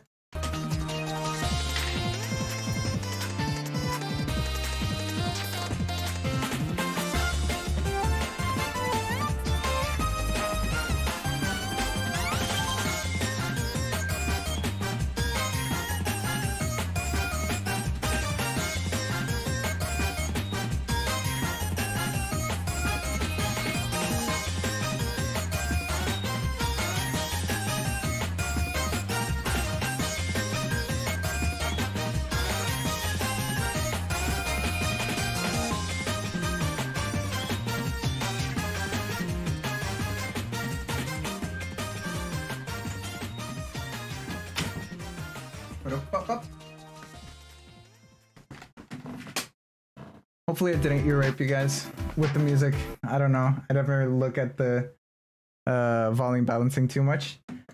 But yeah, Join the Maestros. Fine card in sealed. In draft, you really only want to play this in the correct deck, because the Casualty 2 does come into play here. It is pretty good with the Casualty 2. Without the Casualty 2, it's a decent card. Maestros Initiate, 3 mana, 3/1 with 5 mana. So 4 generic and a hybrid. Exile it from your graveyard, draw 2 cards, then discard a card. This is a great card in the what's the name of the mechanic? Connive deck. And the Connive and the Mill deck, it does seem like black does like milling in this. So blue-black seems pretty fantastic here. White doesn't seem to have too much synergizing with black, but blue-black does seem to have a lot of synergy together. With the Connive, you discard this, put it into your graveyard, you pay blue, and you draw 2 cards and discard a card at instant speed.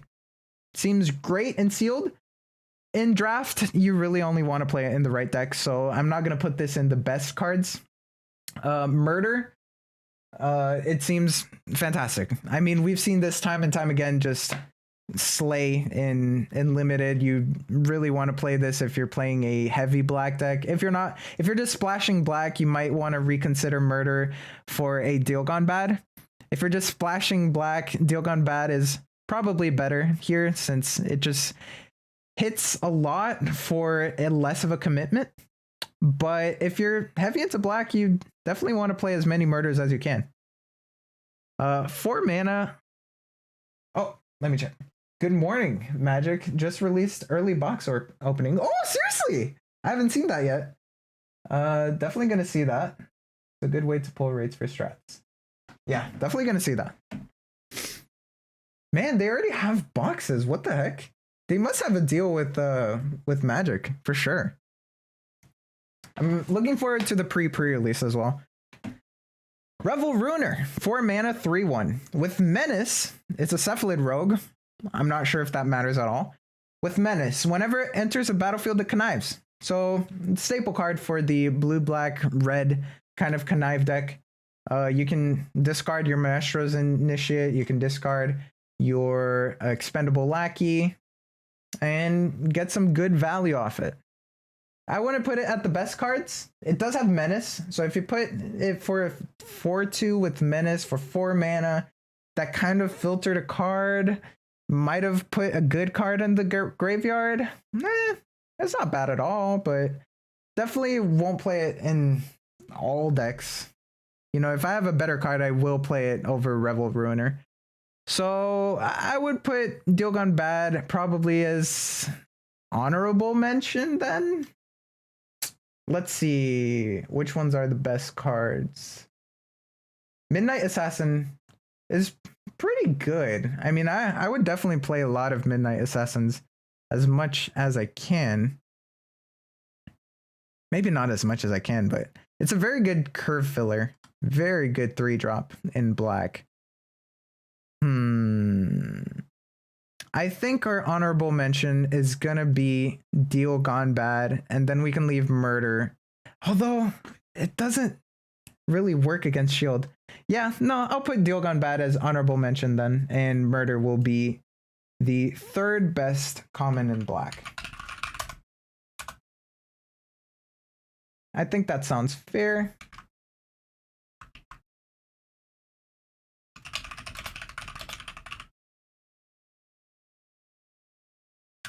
Oh my gosh, red is just messed up here.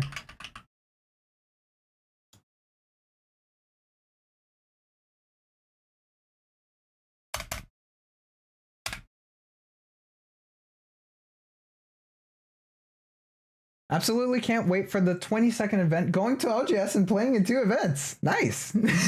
I usually play for all 3 days of Sealed, man, for the pre-release. I really love Sealed.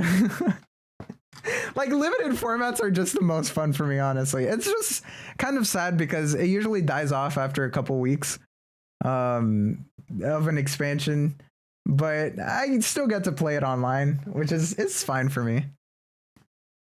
So red commons, we're going to be stepping into this realm. So Wrecking Crew is a 5-mana 4/5 with reach and trample. Nothing much to say. Great curve topper, actually. For red, it does come in as a flying defender, which is already very good. We've seen a lot of good flyers with only 1 or 2 HP, with the exception being the 4 HP max blue 3/4 flyer with Connive. So I would say Wrecking Crew is actually a very good card, especially in Sealed. Hits every flyer and it has trample, so it can still attack for a pretty good amount. I might actually put this in one of the best red cards. This seems very good for 5 mana in red. Yeah, definitely play this. 1 mana, Sticky Fingers, enchantment with enchant creature. It has menace, and whenever it deals combat damage to a player, create a treasure token. Whenever it dies, draw a card. Okay, I almost didn't see that. That is way more important than the other clauses, or not. Menace, and whenever it deals combat damage to a player, create a treasure token is pretty good. Yeah, I mean, definitely a Sealed staple. You want to play like 2 of these probably in your Sealed deck. In your draft, unless you're playing super aggressive, you might not want to play this. But yeah, very good super aggressive card. Other than that, I can't really see it being played too much. Yeah, not much else to say about this card. Riveters and Obscura are probably going to choose. Oh yeah. No, I think Obscura seems really good here with the white, blue, black. Blue, black especially with the Connive seems very good so far. Red, I'm yet to see how good it is with the Connive mechanic. But white definitely has one of the best commons here so far with our... Where is it? It's somewhere here. Inspiring Overseer. I'm blind. 3 mana, 2/1 flying. Whenever it enters a battlefield, you gain 1 life and draw a card. That's so solid. That is one of the best commons, probably the best common I've seen so far in this set. So white is coming up with a pretty good package so far. Kill Shot is fine. It's not as good as Murder. And it also doesn't hit shield creatures, but it does hit a lot of stuff. Celebrity Fencer is pretty good. Alliance, whenever another creature enters the battlefield under your control, put a +1/+1 counter on it. That's pretty good too. And there was another one pretty good, Rafine's Guidance. Enchanted creature gets +1/+1, and you can cast it from your graveyard by paying 3 mana rather than paying its mana cost. So that seems actually pretty good actually with the Connive too. It just seems very good overall. I think Obscura is probably the best 3 mana combination that I've seen so far. But I gotta see the rest of the cards.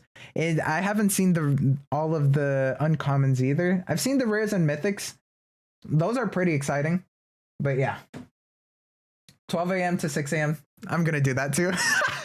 I'm so excited, man. So 5 mana, Ready to Rumble, sorcery. Deals 5 damage to target creature or planeswalker or destroy target artifact. I mean, it's solid. You want to play this in sealed. In draft, you're not too excited to play this unless it's like a sideboard and your opponent has a lot of artifacts. Then you might want to play this. Or if you're a grindy red deck, doesn't seem like red has too much of late game other than Wrecking Crew. That was a pretty good one, but I still wouldn't say it's a late game. It's just a curve topper, probably for mid range.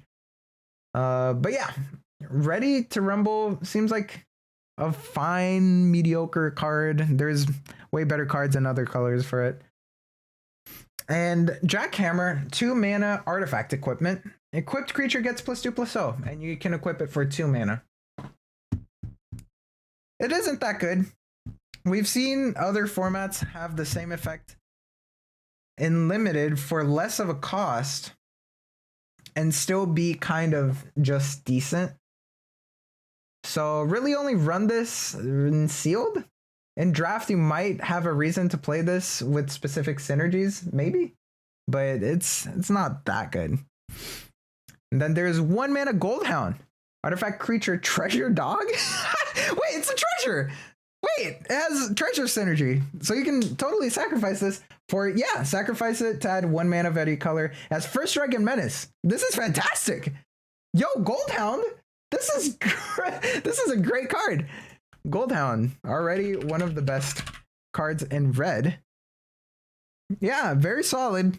It has very good early game presence with Menace and First Strike, so you can equip it with the Jackhammer. And mid game, you can sacrifice it for mana. Late game, you can even not sacrifice it, and you can equip it with the Jackhammer or equip it with other auras. I don't know. There has to be better auras. But yeah, Goldhound, very solid card. This is my first pre-release since I'm old enough now and live on my own. Nice. Yeah, I've been going to pre-releases for a while, since Kaladesh. That's really the first expansion I've been playing, like hardcore Magic. And yeah, I've been a since Kaladesh drafter limited player. 3 mana Exhibition Magician. It's a human wizard for 2/1 stats. Whenever it enters a battlefield, you can either create a 1/1 green and white citizen creature token, which might be good on its own, or you can create a treasure token. So you can either go wide or you can ramp. That seems like a very flexible card, very playable. This is a draft good pick. In sealed, might be a little bit harder to play it unless you have specific synergies. It's one of the rare cases where you want to pick this more often in draft than you would be happy to pick it in sealed. So yeah, it's an interesting card. Pretty good, very flexible.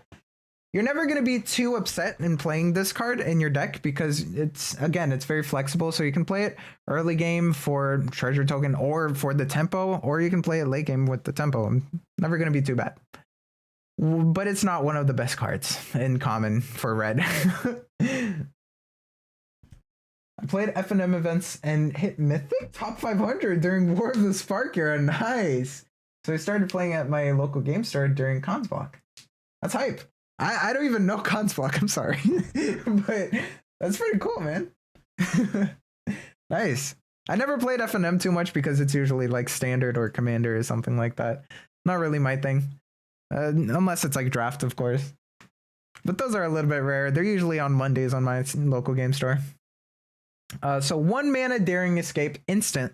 Target creature gains +1/+0 and gains first strike until end of turn. Scry 1. Okay, this is already better than the traditional gains +1/+0 first strike until end of turn. It does have a scry 1, so that might make it playable. Definitely playable in sealed aggro. In draft, you might not want to first pick this, but it's still a decent kind of combat trick. Probably better if you're splashing, because it does seem like red already has decent keywords attached to their common creatures, actually. For example, Death Touch or Menace or First Strike and Menace and Reach, Trample and Menace. It seems like it already has good keywords. So I don't think it will be that impactful in red in specific. So if you're splashing red, or if you have it as a secondary color, you might want to consider playing Daring Escape, I would say.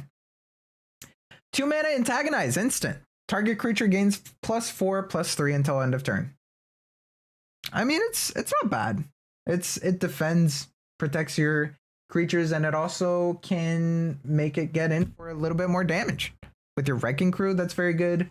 Doesn't seem like there's a lot of trample, but again, there is a lot of good keywords in this set for red.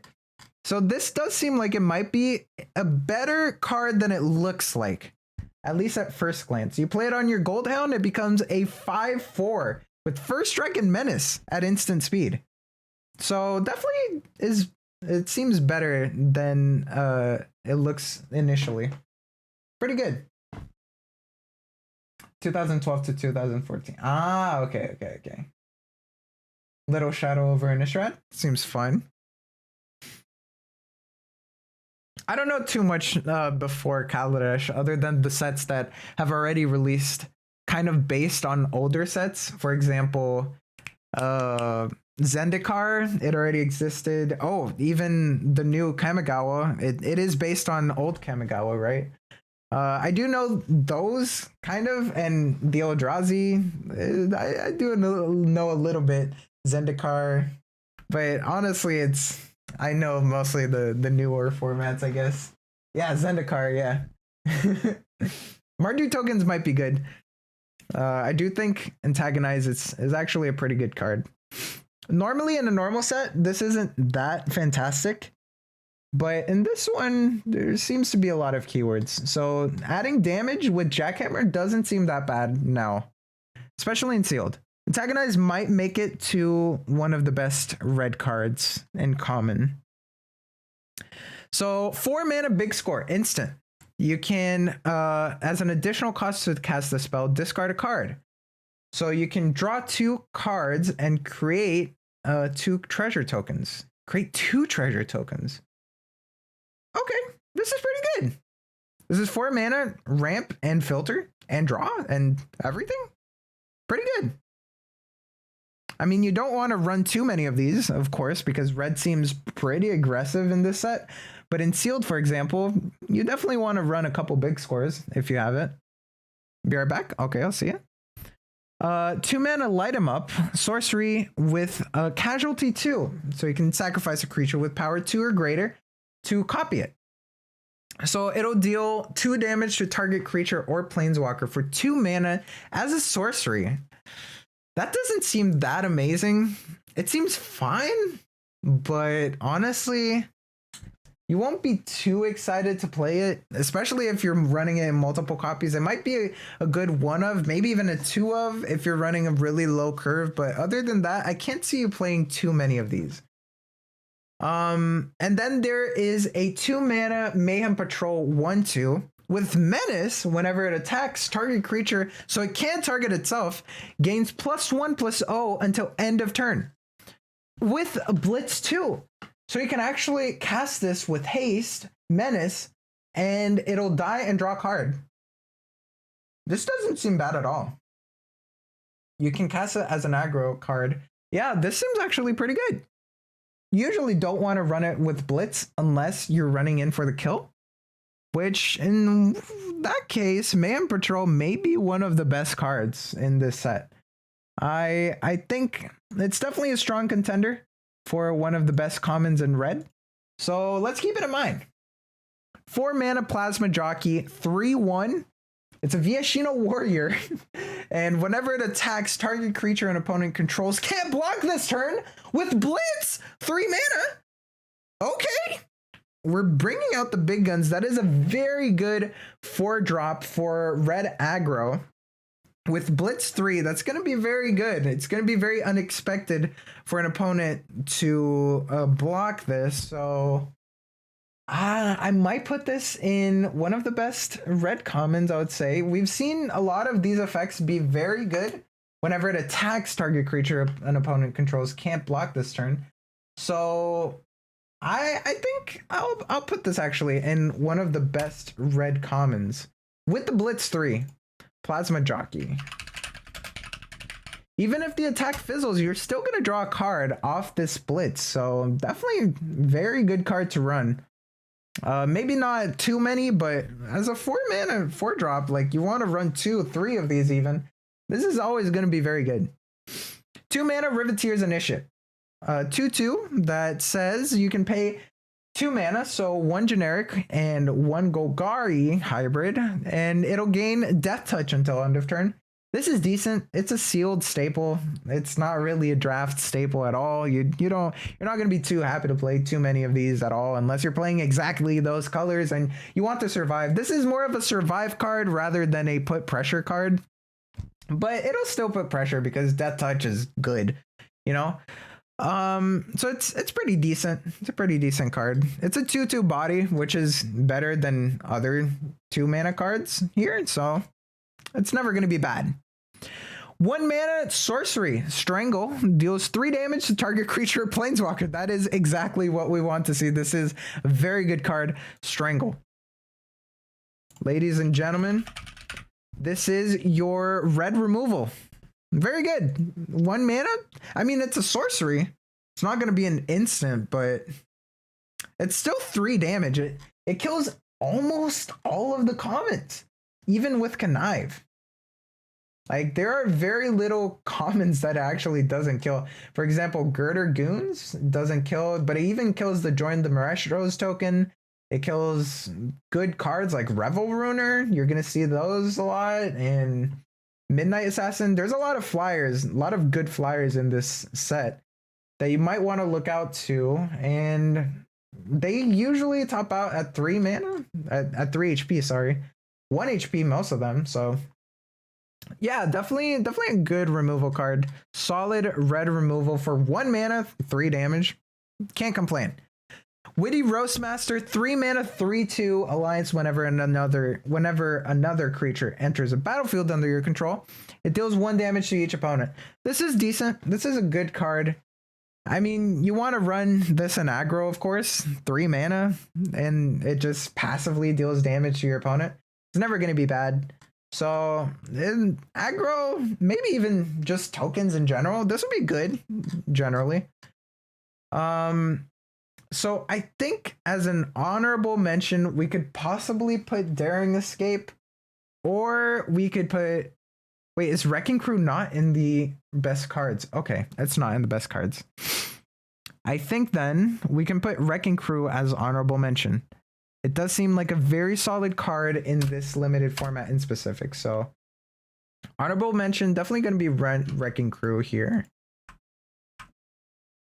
Wrecking Crew.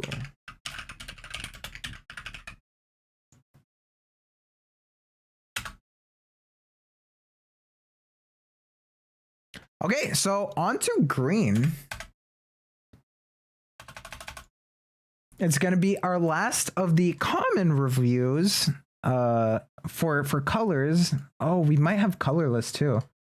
I mean, colorless, multicolor. Okay, multicolor, there are a lot of multicolor commons. Okay, I'm going to have to review the multicolor commons as well. That's going to be a bit of a struggle. So colorless, there doesn't seem to be that many cards, honestly. So I might just lump these together, honestly. Best multicolor and colorless in general. So first of all, let's go to green. So green, you start off with Warm Welcome. It's a 3/2 instant with look at the top 5 cards of your library. You may reveal a creature card from among them and put it into your hand. Put the rest of the bottom of your library in a random order. Create a 1/1 white and green citizen creature token. Okay, this isn't too bad. It can only be a creature. Doesn't really hit anything else. And if you don't hit anything, it all goes into the bottom of your library. All you are getting is a 1/1 creature token. I mean, in sealed, it can work. But unless you're running a really creature heavy deck, I would not run Warm Welcome, honestly.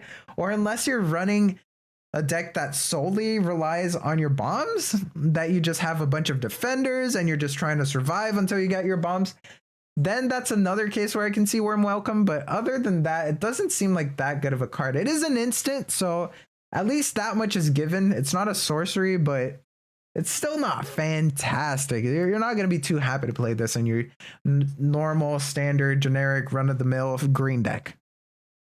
2 mana, Prize Fight. Instant. Target creature you control fights target creature you don't control, and you create a treasure token. Okay, and it's an instant. This is not bad at all. It is a fight mechanic, so it isn't a just deal damage to target creature. So you can't just make use of your death touch creatures that well. But you are creating a treasure token. So early game, this might be a way to kind of protect yourself while you're ramping, which is generally what green wants to do anyway.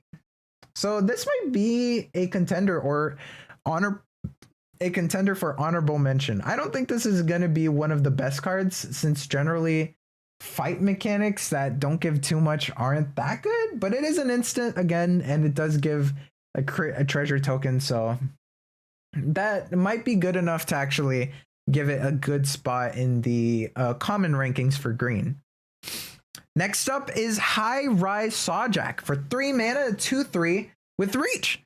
Whenever it blocks a creature with flying, it gains +2/+0 until end of turn, which makes it a 4/3 with reach, which doesn't really matter, does it? Most flyers don't have that much HP. I don't think it matters that much, but it is just a good defender overall. I mean, it's nothing to scoff at. Like a 3 mana 2/3 with reach that can kind of gain 2 attack. I mean, it's not horrible, but you can play this in sealed. It'll be a sideboard for sure, but honestly, it's not gonna be the best card in your deck by any means.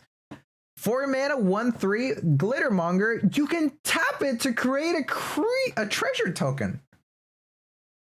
Okay, so it's 4 mana 1/4 Mana Dork with it gives you any color. So this is actually pretty good in this set that uses a lot of different colors. This might be better than it seems. It's not a Llanowar Elves, obviously, but it does mana fix for any kind of color that you would like, and you can actually store the mana. So it's not just a mana dork. So you can definitely run this in sealed. In draft, you might want to run it in a little bit more of a specific deck, maybe a Wooburg deck. But yeah, it might not run this in every deck, but it's still a solid card. Not too bad for what it does. 1 mana for the family, instant.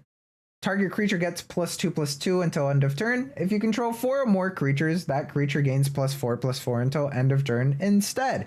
So this is very big on the token deck.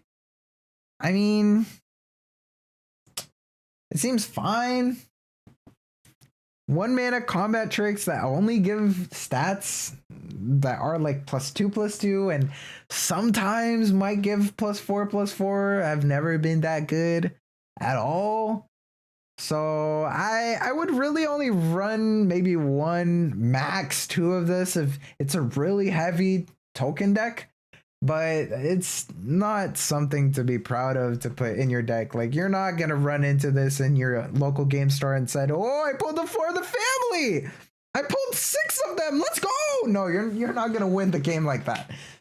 So let's just move on from For the Family. And Civic Gardener, 2 mana, 2/2. Whenever it attacks, untap target creature or land. Okay, so it can ramp you early on. That's not bad. It can also give itself vigilance. It's pretty flexible, actually. That's not bad at all, huh? Actually, it doesn't ramp because it's only during attack. You can't just tap it to ramp. Okay. I mean, you're usually gonna use this to like either give yourself vigilance, or if you have like a lot of instants, then you're gonna untap your land. I don't think it's that good, but it's a playable. It's definitely not one of the best green cards, but it's definitely a playable. 4 mana 6/6 vehicle, Capenna Express. You can sacrifice a treasure at any point. It does not have to be crewed to activate this. So you can sacrifice a treasure and it'll become an artifact creature until end of turn. That's very interesting. So in that case, it would be a 4 mana 6/6 that you just played it normally. Just by sacrificing a treasure token, which works with Glittermonger, it works with Prize Fight. It seems like green really cares about treasure tokens. I mean, it's the ramp kind of mana fix deck, color in every format. So I can see that, but it really works well with treasures in specific. This is a pretty good card. If you're running a treasure deck, I mean, obviously you want to run this card because it's pretty good. 4 mana 6/6 is always going to be great. And you can also just use that as a crew, 3 mana if you want to protect your creatures. So you don't really necessarily have to be sacrificing treasures to actually activate this. So yeah, not bad at all. 6/6 is also the premium stat line. I haven't seen anything bigger than that at all so far in the commons. Like biggest thing right now is the 6 mana green Rocks Pummeler that gives you a 6/3. It enters a battlefield with a shield counter on it and has trample as long as that it's a shield counter on it. So it seems pretty good actually. I just saw that. Oh no. Broken Wings, destroy target artifact, enchantment, creature with flying. We've seen this. It's a sideboard card. It's not bad. It does seem like this set has a lot of flyers, a lot of good flyers. So you might want to run a couple of these, maybe one of this in your main deck, but most of these are going to go into your sideboard. 3 mana Most Wanted. You have Flash, enchant creature. They get +2/+1. Whenever enchanted creature dies, create 2 treasure tokens. Doesn't seem that good at all. We're just gonna brush over this one. Attended Socialite. 2 mana, 2/1. With Alliance, whenever another creature enters a battlefield you control, Attended Socialite gets +1/+1 until end of turn. It seems decent in the token deck. Other than that, it doesn't seem too amazing.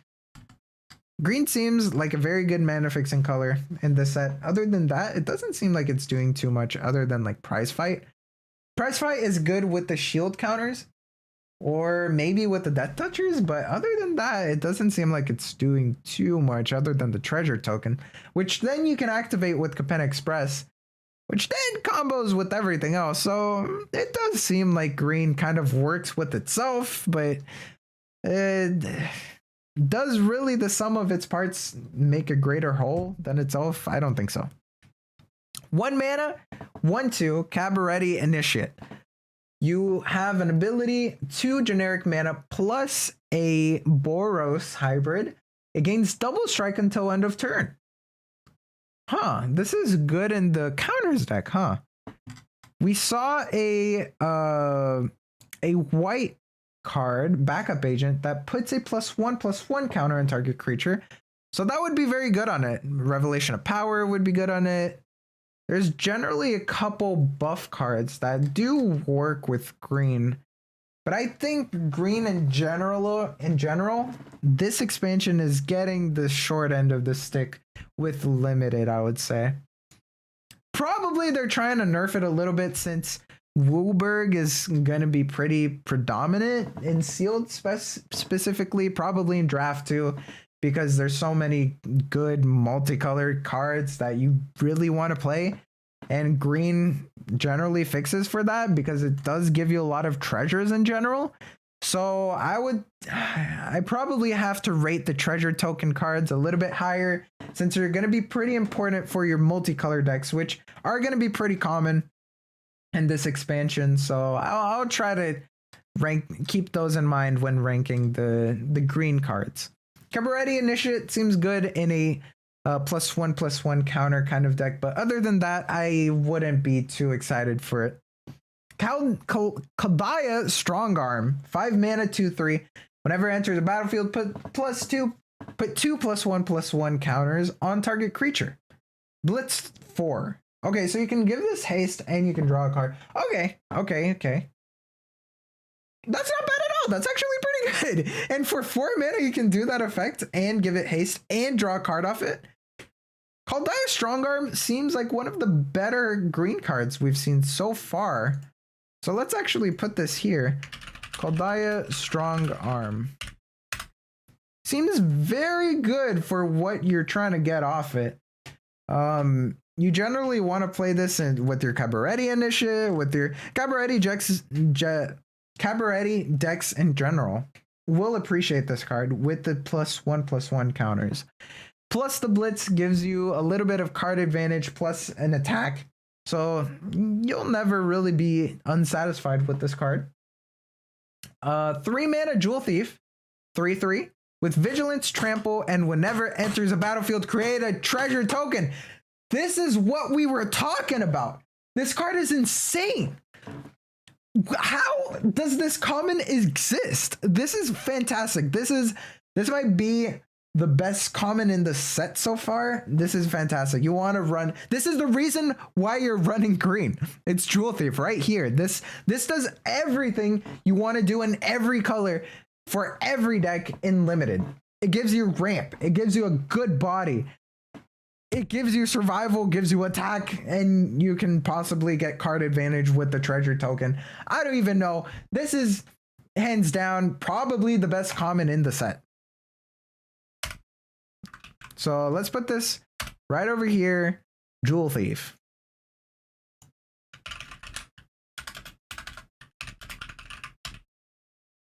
I cannot spell today. Rock's Pummeler, 6 mana, 6/3. It enters a battlefield with a shield counter on it, so if it would be damaged or destroyed, you can remove the shield counter from it instead. Or you have to remove the shield counter from it instead. My bad. It comes with Trample as long as it has a shield counter on it, so it'll have Trample for at least 1 attack, or even less than 1 attack if you defend with it. It seems like a fine card. It doesn't seem like a fantastic one. But I mean, in certain scenarios, I can see this card being the MVP. In other scenarios, I can see it just sucking because it's going to do its job as a defender because it'll defend at least once, but then it loses Trample. And then it's also just a 6/3 for 6 mana, which kind of just sucks.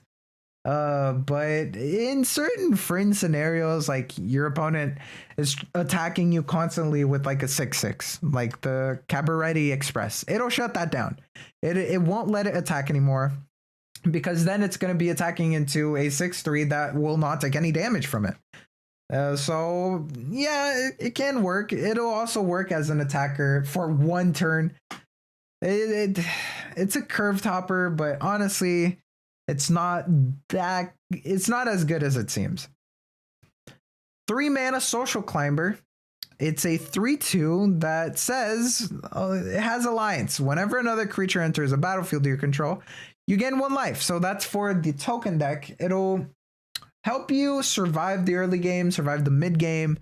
Late game, it won't matter that much probably. But it's not a bad card. If you're running the token deck and you have nothing else, or maybe if you just want to run a 3 mana card for your curve, that's gonna get the job done. So I think let's start ranking a couple of these cards. We have Jewel Thief and Kaldaya Strongarm are probably the best cards in green. Other than that, I would say green kind of got the short end of the stick.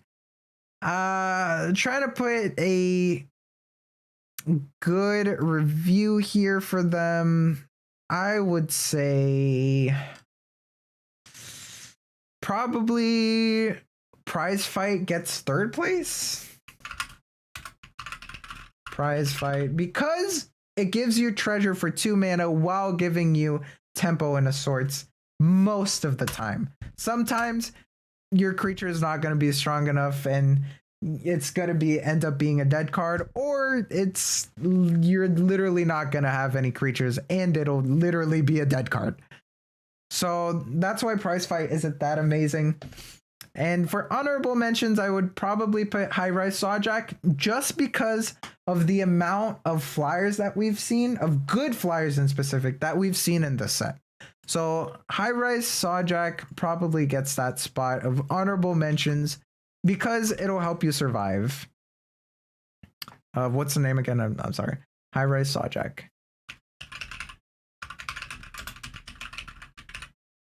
But other than these cards, other than these two in specific, I would say not much else to see in green for commons in limited. Like, green is good for the treasures, but honestly, I feel like they've been trying to nerf green for limited in this set, specifically because of the treasure mechanic, because they don't want you abusing green too much for you to fix for your Cabaretti, for you to fix for your kind of multicolored cards that will probably be your bombs in your limited set. So that's why they've been nerfing green, I'm pretty sure. It's decent. It's definitely the worst color of all these. I would say the second worst is probably red, but also it's pretty good. I don't know. Maybe blue might be the second worst.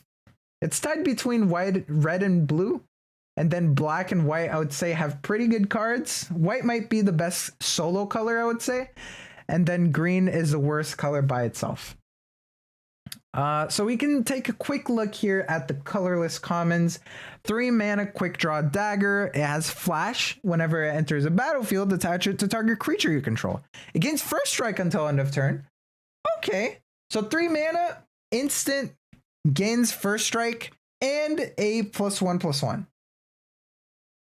That's pretty good. And you can equip it for 1 to give anything +1/+1. That's actually not bad at all. Quick Draw Dagger is a playable card, especially in your sealed pool where you don't have that many playables and you kind of want to let your creatures survive as much as possible and gain favorable economical trades. That Quick Draw Dagger seems like a very playable card. Hello, May Alt. How you doing? Oh, crap, May. Oh, no. Wait, are you from Deep Woken? Oh, crap. Yeah, I play Magic. I'm a nerd. 4 mana, Paragon of Modernity. Okay. I haven't played Deep Woken in a while. I'm sorry. 4 mana, Paragon of Modernity. It's Magic. It's a card game, okay? It's been around for decades and it's so good and it's fantastic. And if you don't like card games, it's fine. It's not for everyone. It's a niche thing. Paragon of Modernity. It's dry. Okay. I mean, I definitely didn't think that you meant for a second there that the card game was dry because it sucks, you know, but I appreciate it. You love card games? Wait, seriously? And you don't know about Magic the Gathering, Cap? I don't believe you. I don't believe you. I played Pokemon and Yu-Gi-Oh! And people made fun of me in 5th grade. Okay, I believe you. You had the whole package experience of being a card game enthusiast in any point of your life. I mean, I totally don't go by that. I don't live that every day of my life. No, I don't. No. I actually do still play Yu-Gi-Oh! There's this new Yu-Gi-Oh! That came out. It's somewhere here. Yu-Gi-Oh! Master Duel? Dun, dun. It's somewhere here in my computer. I don't know. I can't find it, but I do play it. It's pretty good. I spent a couple, like probably $100 in it just because I like it so much. I like this specific toxic deck that literally just locks out your opponent. There's a new one? Yeah, it's Yu-Gi-Oh! Master Duel. It's somewhere here. Let me find it. Let me find it. There. Maybe I can't find it. I don't know. Oh, here it is. It's literally the last game here. Well, rip my wallet. No. Don't get into it. It's I would say it's a little bit entry cost expensive.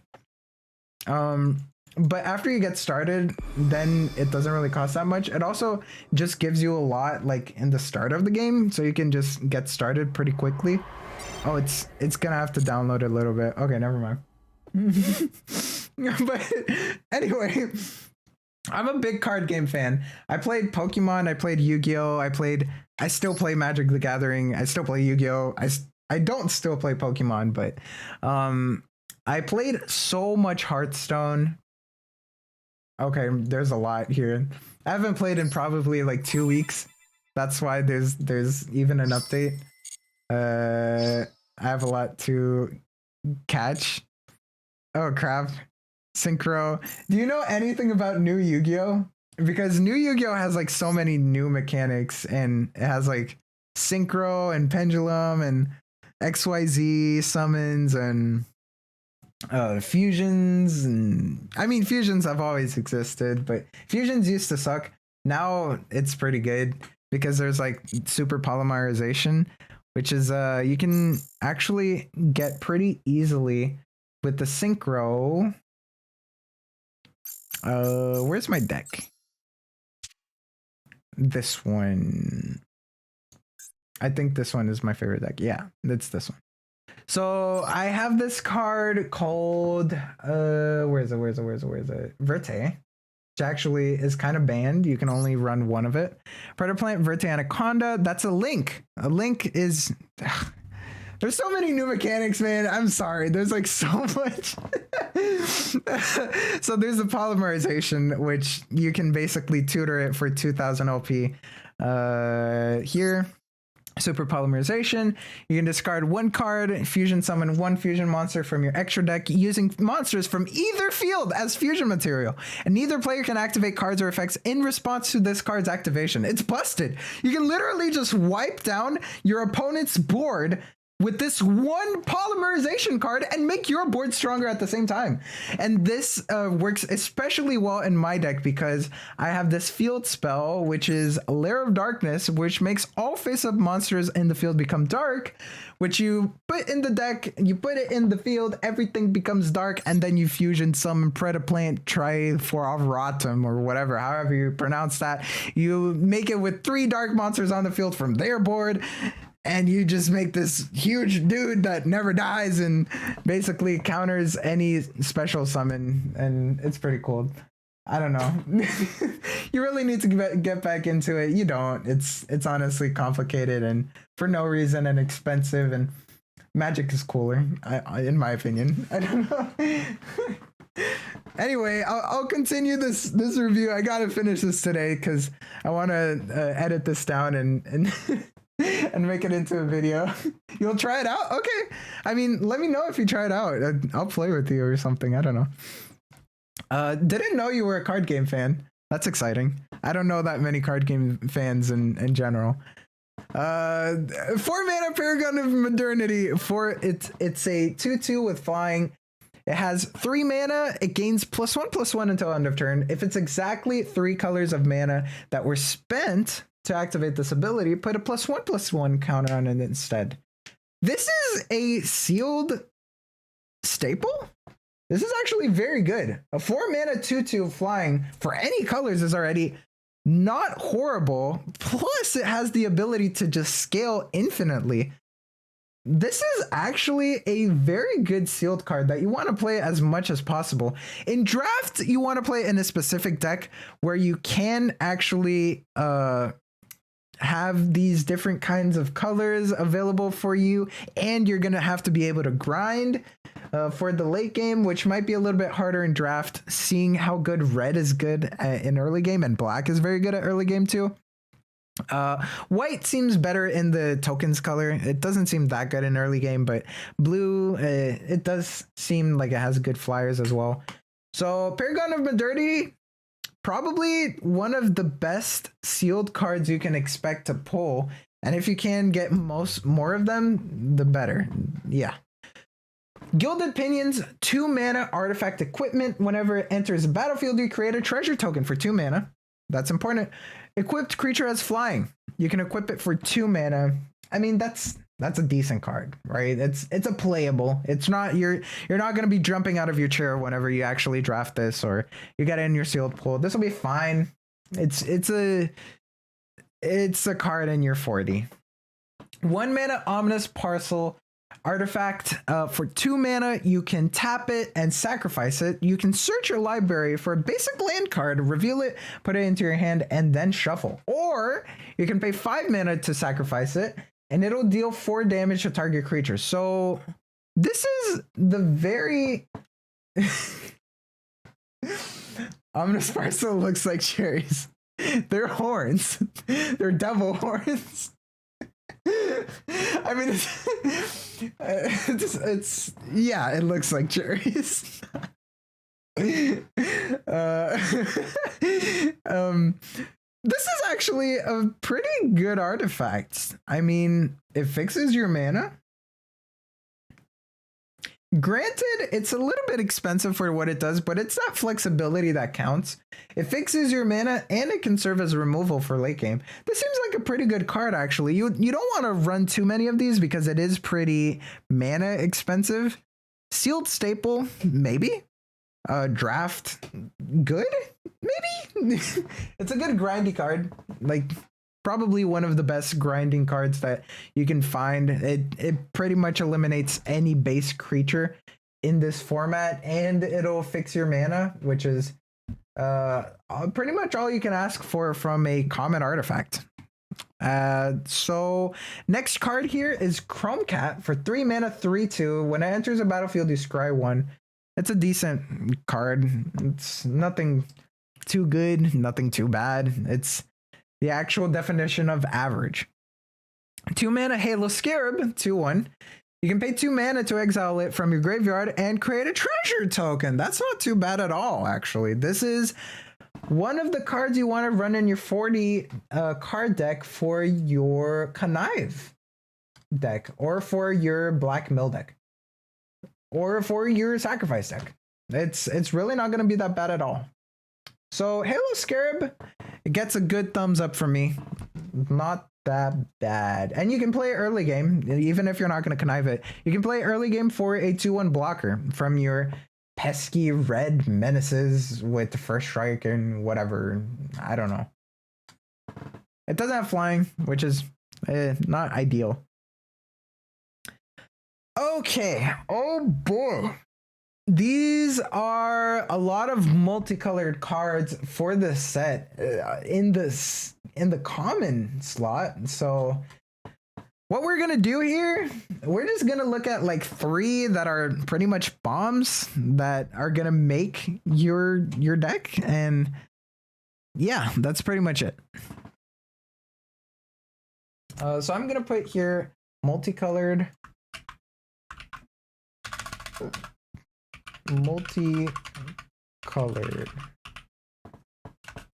And that'll be good enough here.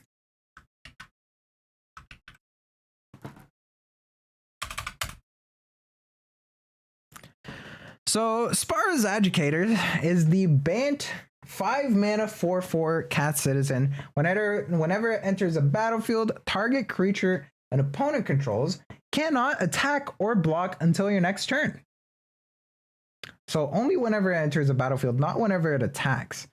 You can pay 2 mana of generic color to exile it from your hand, and target land gains. You can add Bant colors until it is cast from exile. You can cast it from exile as long as it remains exiled. That is a crazy card. Okay, so you can pay 2 mana to have it from your hand become a color fixer. Okay, that seems like a very good card, but it doesn't seem like a bomb by any chance. It's a very good common. Don't get me wrong. 5 mana 4/4. It'll be good when you actually play it, but it is a mana fixer in Bant colors for your Bant deck. So that's not going to be bad at all. But honestly, I wouldn't exactly pivot my whole draft to Bant just because I got this card. So I'm not going to put it in the list right now, but it's definitely fantastic. I didn't expect these multicolored cards to be this good already off the bat, right off the bat. Probably going to be a Bant exclusive though, since Bant does like mana fixing in general. So the other colors might not see that good of a mana fixing in their commons. Shattered Seraph is a Esper 7 mana 4/4 flying angel rogue. Whenever it enters a battlefield, you gain 3 life. Okay, right off the bat, that doesn't seem too bad for sealed. For draft, it might be pushing the borders too much, but it could be a one of. And for its ability, you can pay 2 mana to exile it from your hand, and it'll gain the fixing. Okay. Well, I can see the theme here. You can pay 2 mana to exile these multicolored cards from your hand to give it mana fixing, to give a land mana fixing. That doesn't seem bad at all. Let's see which one of these is the best. These all seem good already, like if you're gonna run these colors for the mana fixing, because it is 2 mana generic. So all of these are in a equal level playing field. So I'm just gonna judge it and put it in the best multicolored commons based on the main effect rather than the secondary effect. Right now, I would say Shattered Seraph is winning over Spara's Educators, because Spara's Educators 5 mana 4/4 doesn't let an opponent creature attack or block until your next turn. Isn't really that exciting. Shattered Seraph though, 7 mana 4/4 with flying that will give you 3 life, does seem way better. Rakish Revelers. It is a Naya, a 5/3 for 5 mana. Okay, that's already better stat-wise than all the other ones. Let's see what the effect does. You can enter the battlefield to make it create a 1/1 citizen creature token. Okay, this seems like exactly what the Naya deck wants to do in the first place. So I think this might be the better ones.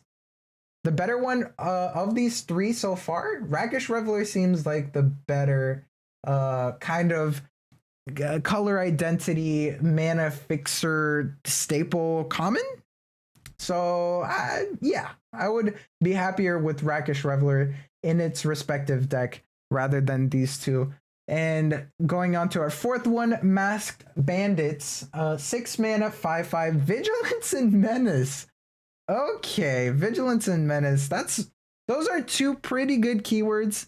For 6 mana though, a 5/5 with Vigilance and Menace. I think Rakish Revelers is still better in its own deck. Yeah, not much to say there. Still pretty good though. I mean, none of these cards are bad. None of these cards are bad in their Bant or Esper whatever deck. So you can't really expect a bad deck here. Glamorous Outlaw is 6 mana 4/5. Whenever it enters a battlefield, that deals 2 damage to each opponent, and you scry 2. That is for the Grixis colors. I mean, it seems fine. I think Rakish Revelers is probably the better color identity mana fixer here. So I'll put this in the multicolored best commons. Rakish Revelers. But honestly, you can just replace this by any one of these. If you're gonna play one of these color combinations, you're really going to be happy to see any of these in your draft or sealed. But to make a draft right out of the bat by getting one of these cards, I wouldn't go as far as to do that. The only one that I would really maybe consider doing so for would be the Rakish Revelers, maybe the Glamorous Outlaw, maybe the Masked Bandits. Shattered Seraph seems like pushing it a little bit because it is 7 mana in a draft. It seems a little bit too much. Spara's Educators seems a little bit underwhelming for what it does. Rakish Revelers definitely seems like the better one. Masked Bandits is pretty good. Glamorous Outlaw, you can't complain. It's 2 damage to each opponent and you scry 2 for Grixis, so you should be able to survive until then. And then let's go to the other ones. So these are the 2 mana ones. So Body Dropper, whenever you sacrifice another creature, put a +1/+1 counter on Body Dropper. So this is for the we were looking at these cards earlier. It was it's not sacrifice. Where's the name of the mechanic? Casualty. This is for the Casualty deck in specific. So, Body Dropper, Casualty, Connoisseur. You can sacrifice another creature for 2 mana, and it'll gain Menace until end of turn. So that's the classic Rakdos. Menacer for sacrifice, whatever. This seems pretty good. I mean, if you can splash it with this kind of effect with the Naya colors, that seems actually like a very good deck. Naya also runs green. Oh, but that's Wooburg, isn't it? No, it's not Wooburg, but it does seem possible because you're going to be running green. You're going to be getting treasures, and you're going to be having the fixing. So I think Body Dropper could be very good in the right deck. Rakdos by itself, I don't think it's that fantastic. Black doesn't seem like it has that many good sacrifice creatures, but red does seem like it does have some stuff there to play with. But definitely you want to be running it kind of in the Naya shell, kind of with either white or green that can give you some tokens to work with. But it seems like a pretty good card. I want to put it in the best cards. I think there are better scalers here. Like, for example, the white Celebrity Fencer, that's just better. You can't say much about it. Whenever another creature enters the battlefield under your control, you put a +1/+1 counter on it. And you don't have to sacrifice it. Sure, it's 4 mana, but it just scales way better and way easier. 3 mana, Azorius, 2/3 flyer, Celestial Regulator. Whenever it enters the battlefield, choose target creature you don't control and tap it. Sorry. If you control a creature with a counter on it, the chosen creature doesn't untap during its controller's next untap step. That's fantastic. That might be the best 2 mana, kind of 2 mana color identity, multicolored common drop. I think I'll put that right away. Celestial Regulator. That seems fantastic. Sheesh. Yeah, very, very, very good. You're going to be very happy to play this. In fact, I would go as far as to say if you're not getting good rares or uncommons, maybe even if you're getting good uncommons, you might want to first pick your Celestial Regulator out of the draft pick and kind of try to splash for it because it just seems that good. A 3 mana 2/3 flyer that just locks a creature. Yeah, very good, very good. 2 mana, 2/3 and Civil Servant that says whenever it attacks, you may tap another untapped citizen you control. If you do, Civil Servant gains +1 and lifelink until end of turn. Becomes a 3/3 with lifelink whenever it attacks if you have a citizen under your control that is untapped. So basically, this is for the tokens deck, and you want to only attack with 1 because you can't really attack with your whole board, or else it's going to be bad for you. So then you attack with Civil Servant. Doesn't seem that good at all. I mean, unless you're running the token deck, then you want to play this, I guess, as a 2-drop. But other than that, you're not too happy to play it. It's not the best one by far. 6 mana in Glamorous Outlaw. 4/5, and whenever it enters the battlefield, it deals 2 damage to each opponent, and you scry 2. Oh, we've already seen this. This is this one. Okay, we've already seen this. 2 mana, Jetmir's Fixer. It's a 2/2 that says you can pay 2 mana, 1 red, 1 green, for it to get +1/+1 until end of turn. And if mana from a treasure was spent to activate this ability, put a +1/+1 counter on it instead. Okay. So you don't even have to activate it with 2 treasure manas. You can only activate it with 1, and then the other one can be traditional basic land, and it'll gain a +1/+1 counter on it. This seems pretty good.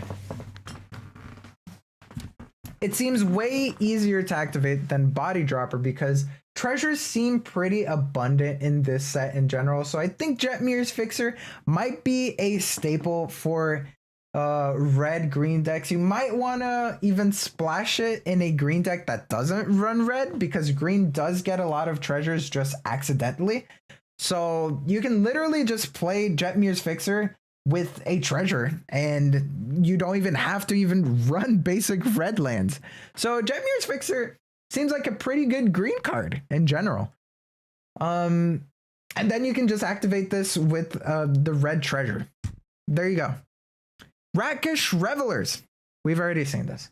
Shattered Seraph. We've already seen that. Snooping Newsy, though. It's a 2-mana 2/2 Dimir colors. Whenever it enters a battlefield, mill 2 cards. And as long as there are 5 or more mana values among cards in your graveyard, against +1/+1, it has lifelink and is also trash at all times.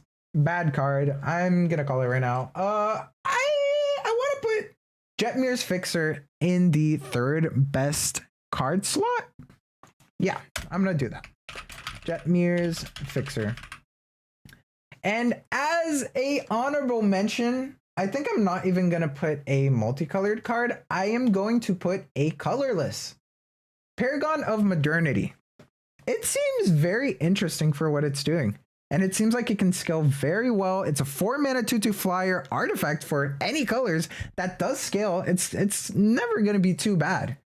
Hello, Domcat. How are you doing? We're having a little bit of a nerdy session today. I'm playing, well, not really playing, just reviewing Magic the Gathering cards, and I'm gonna make this into a video. So welcome. I don't know. Most people that watch me don't even care about Magic the Gathering. I don't care because I don't only play Roblox, and I want to make videos of whatever I want. So there you go. But yeah, might go back to Roblox someday. I don't know. Another stream, not this one though. I gotta go to sleep after this. It's cool. I love the idea. Oh, thank you, man. Appreciate it. So I'm actually gonna put the artifact Paragon of Modernity here as honorable mention.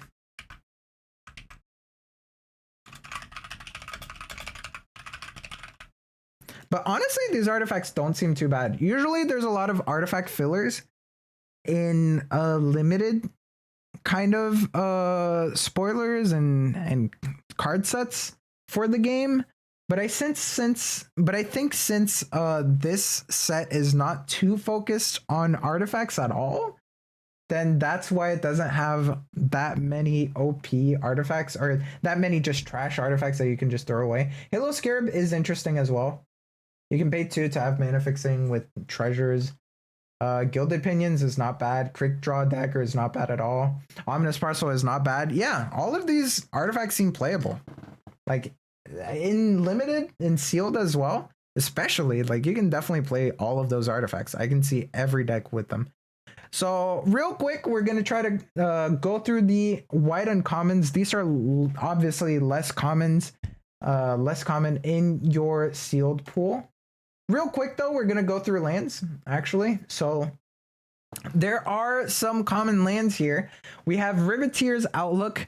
Whenever it enters a battlefield, sacrifice it. When you do, search your library for a basic swamp, mountain, or forest card and put it into the battlefield tapped, and then shuffle and you gain 1 life. So it is a Evolving Wilds for a specific swamp, mountain, or forest, and you gain 1 life. It's not too bad.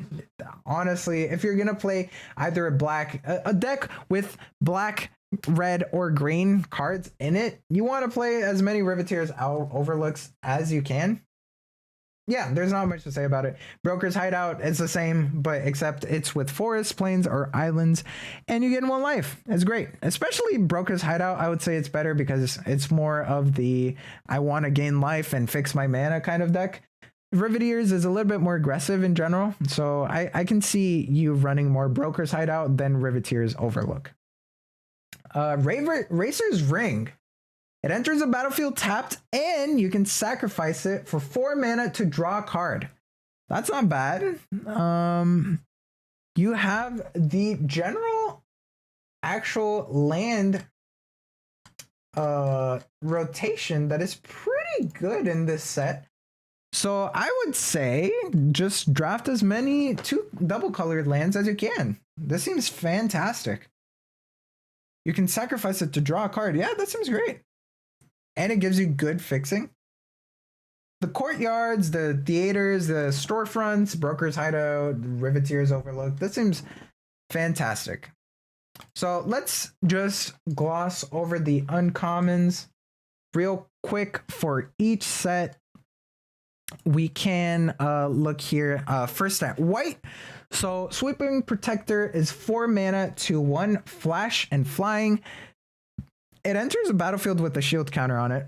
Hey, that's pretty good. I don't think it's a bomb by any chance, but really good white card, I would say. Flash, flying. Yeah, you can play it. Surprise your opponent with their red first striker with menace, right? And you can literally just block it, and they did nothing during their turn. And now you have a flying 2/1. Of course, you paid 4 mana. You're not too happy about that, but you did block. You did get a 2-for-1 for 4 mana. So yeah, pretty good. Angelic Observer, 6 mana, 3/3, casts 1 less for each citizen you control. So it can possibly cost 1 mana, but I haven't seen too many citizen things in this deck, so I would probably say it's around 4/3 mana in general, unless you have a really good deck. If you have a really bad deck, you're going to be paying 6 mana for a 3/3 with flying. It's one of those cards that you want to play in the deck that wants it, but in the deck that doesn't want it, you don't want it that much. Ballroom Brawlers, 5 mana, 3/5. Whenever it attacks, it and up to 1 other target creature you control both gain your choice of first strike or lifelink until end of turn. That seems pretty good, actually. Oh, but okay. So both of them are gonna get one that you're gonna choose. It's not gonna be, oh, this one can take first strike, this one can take lifelink. And it is whenever they attack, so it isn't after blockers are declared, so you got to be a little bit careful with that. It seems like a decent card, not too good, but honestly not too bad. I wouldn't be too mad about playing this as my 5-drop in a aggressive mid-range kind of white deck that can buff itself. 2 mana, Citizens Crowbar, artifact equipment. Whenever it enters a battlefield, create a 1/1 citizen creature token and then attach Citizen's Crowbar to it. So equipped creature gets +1/+1 and has 1 white mana to tap it, and you can sacrifice a crowbar to destroy target artifact or enchantment. This seems fantastic. Wow. Citizen's Crowbar. What a good equipment. What the heck? Citizen's Crowbar. Yep, definitely one of the best white uncommons. Bar none. Citizens Crowbar. You get a 2/2, you get a citizen, which there are citizen synergies, and you get utility, and you get removal, and you just get everything. You get a buff. Everything you want comes in Citizen's Crowbar. Fantastic card. Illuminator Virtuoso, 2 mana, 1/1 double strike. Whenever it becomes the target of a spell you control, it connives. Okay, that's not bad, but also you got to play it in the right deck. If you're not going to play in the right deck, it's not that worth it. But with the red kind of buff deck, it does work. 3 mana, Knockout Blow, instant. This spell costs 2 less to cast if it targets a red creature. You can deal 4 damage to target attacking or blocking creature, and you gain 2 life. Very good card, honestly. Very good white removal. I wouldn't first pick this by far, but it is very good. And you don't even have to run this as a sideboard. It's just a good card in general. For 3 mana, you deal 4 damage to target attacking or blocking creature, and you gain 2 life. Yeah, definitely an upside if you're against red. If you're not against red, you're still going to be happy. You can kill a flyer or something. Mage's Attendant, for 3 mana, you get a 3/2. When it enters a battlefield, create a 1/1 blue wizard token with 1 mana. Sacrifice this creature, counter target non-creature spell unless a controller pays 1 mana. That seems really good. What the heck? That's 3 mana for 3 of stats, so that's already pretty good. and it gets kind of a pseudo counter that you can use. I mean, Mage's Attendant seems just fantastic. It seems like everything you want in the white weenies deck, right? Mage's Attendant.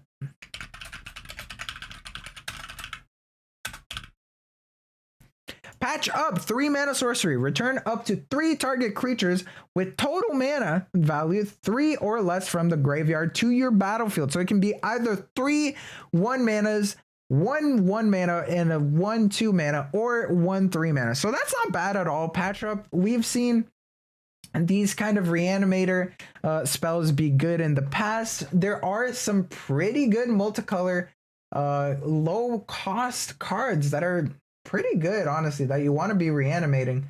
So I think you can actually run this pretty often. Patch up.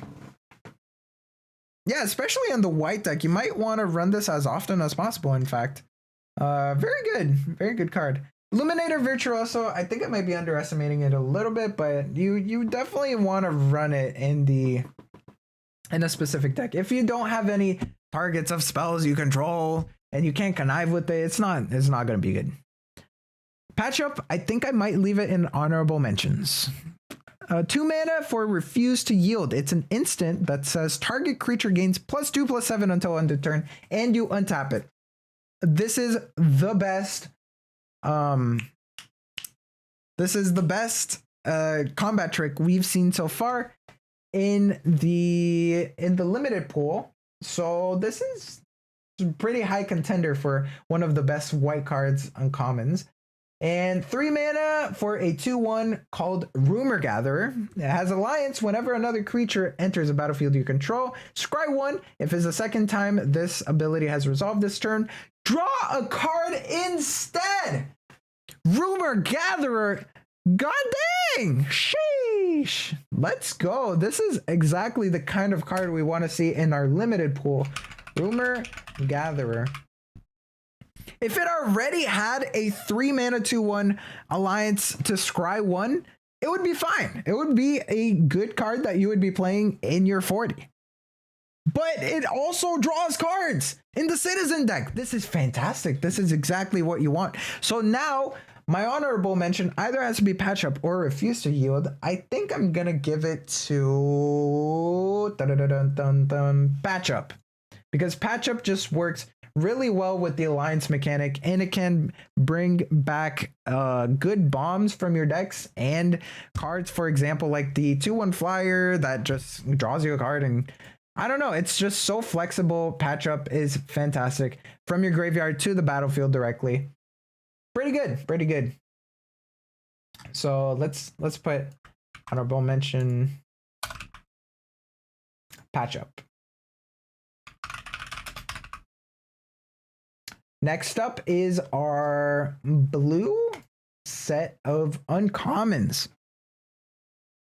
2 mana, Little Chat instant, has Casualty 1. Look at the top 2 cards of your library. Put one of them into your hand and the other on the bottom of your library. Okay, that's a decent card. I mean, again, there is an instant blue deck that does seem pretty good. So this is definitely going into that deck. Other than that, I mean, I can see you playing a couple cards of these, but I would not first pick this in your blue deck if you're looking to run a blue deck. I wouldn't be too excited to first pick this.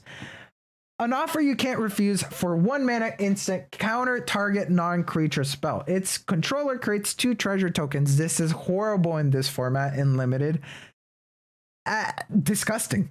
I don't want this.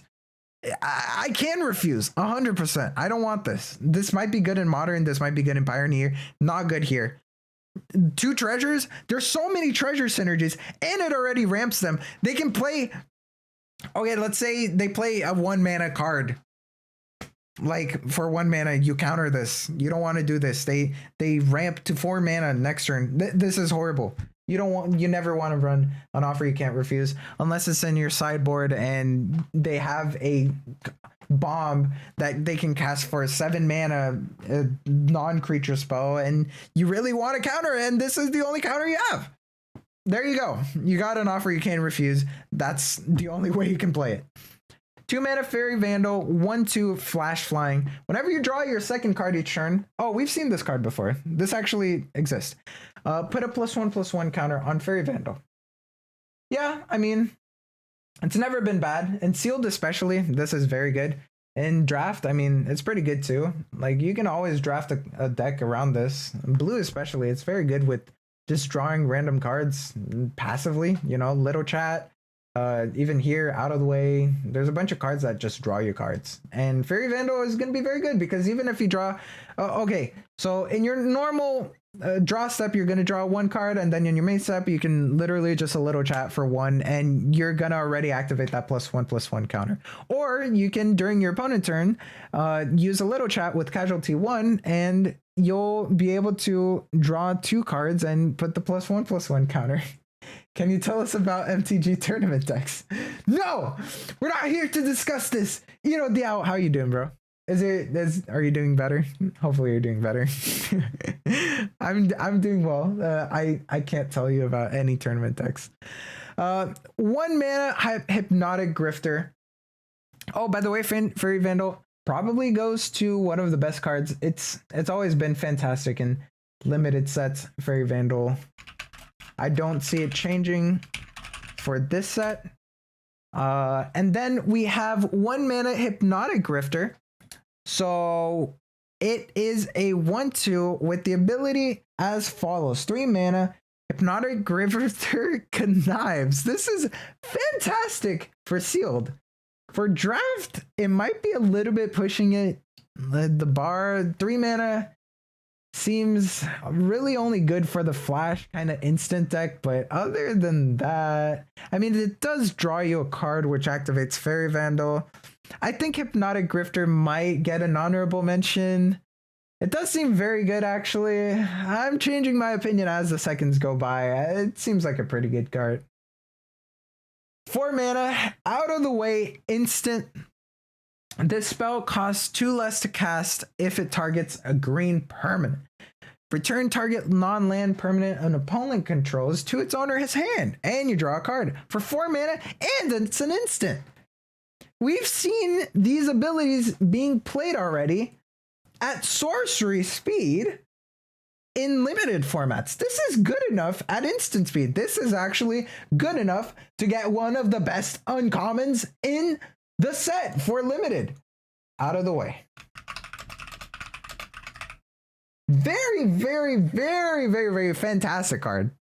Wow, blue is looking very good in its instant game with flash and instant cards in general. That seems very good. I think Hypnotic Grifter might get a spot in the top 3. Psychic Pickpocket, 5 mana, 3/2. Whenever it enters a battlefield, it connives. If it connives this way, return 1 target non-land permanent to its opponent's hand. This is crazy. Oh my gosh, it's a 5 mana bounce that connives, that gives you, that filters a card, or it can be a 4/3. Oh my gosh, you always want to play this.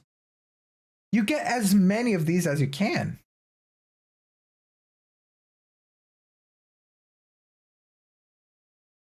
Okay. All creatures attack enchanted creature's controller each combat if able. When enchanted creatures dies, draw a card. Public Enemy seems bad for limited. I'm trying to look ahead because Psychic Pickpocket seems so good. Sleep with the Fishes, 4 mana. Enchant creature. When it enters the battlefield, tap enchanted creature and you create a 1/1 blue fish that cannot be blocked. It doesn't untap during its controller's untap step. I mean, staple, blue removal. It's in uncommon, which makes it a little bit worse. It's very sad that we're not going to be seeing too many good blue removals very early or very commonly. But I mean, this card is fantastic. You want to get it every single time. It's very good removal. It gives you a body and very good in general. There does seem to be some pretty common enchantment removal, or the sacrifice mechanic seems pretty big. So I'm not sure if Sleep with the Fishes is fantastic is as good as in other formats for the blue removal, but it's still an option. I'm not gonna put it in the best cards for the exact reason that friggin' not extrapolate. What's the name of the card? The name of the mechanic that I always forget. Let's go with black. It's always in black. Not Blitz. It's Casualty. I always forget that name. I don't know why. Okay, uncommons, please. So Sleep with the Fishes only isn't gonna get top 3 because Casualty is a thing, and because there's just a lot of ways to not care about Sleep with the Fishes. But it's still a pretty good blue removal. Like if you see this and you're in blue, you always want to get it. 1 mana, slip out the back, instant, put a +1/+1 counter on target creature, and it phases out. Wow, that's pretty good. Slip out the back, pretty good with the specific decks like white that cares about the +1/+1 counters in general. Yeah, slip out the back, pretty good card. Protects and makes it stronger. Yeah, phases out, pretty much makes it immune to anything, and you can use phasing out to close out the game. So you can phase out a creature's opponent, and you can swing in for lethal, possibly, if you really have to. Flip out the back, very versatile card, very good card. I wouldn't first pick it, definitely not. Psychic Pickpocket, I would first pick. Psychic Pickpocket is going to go to first, actually, here.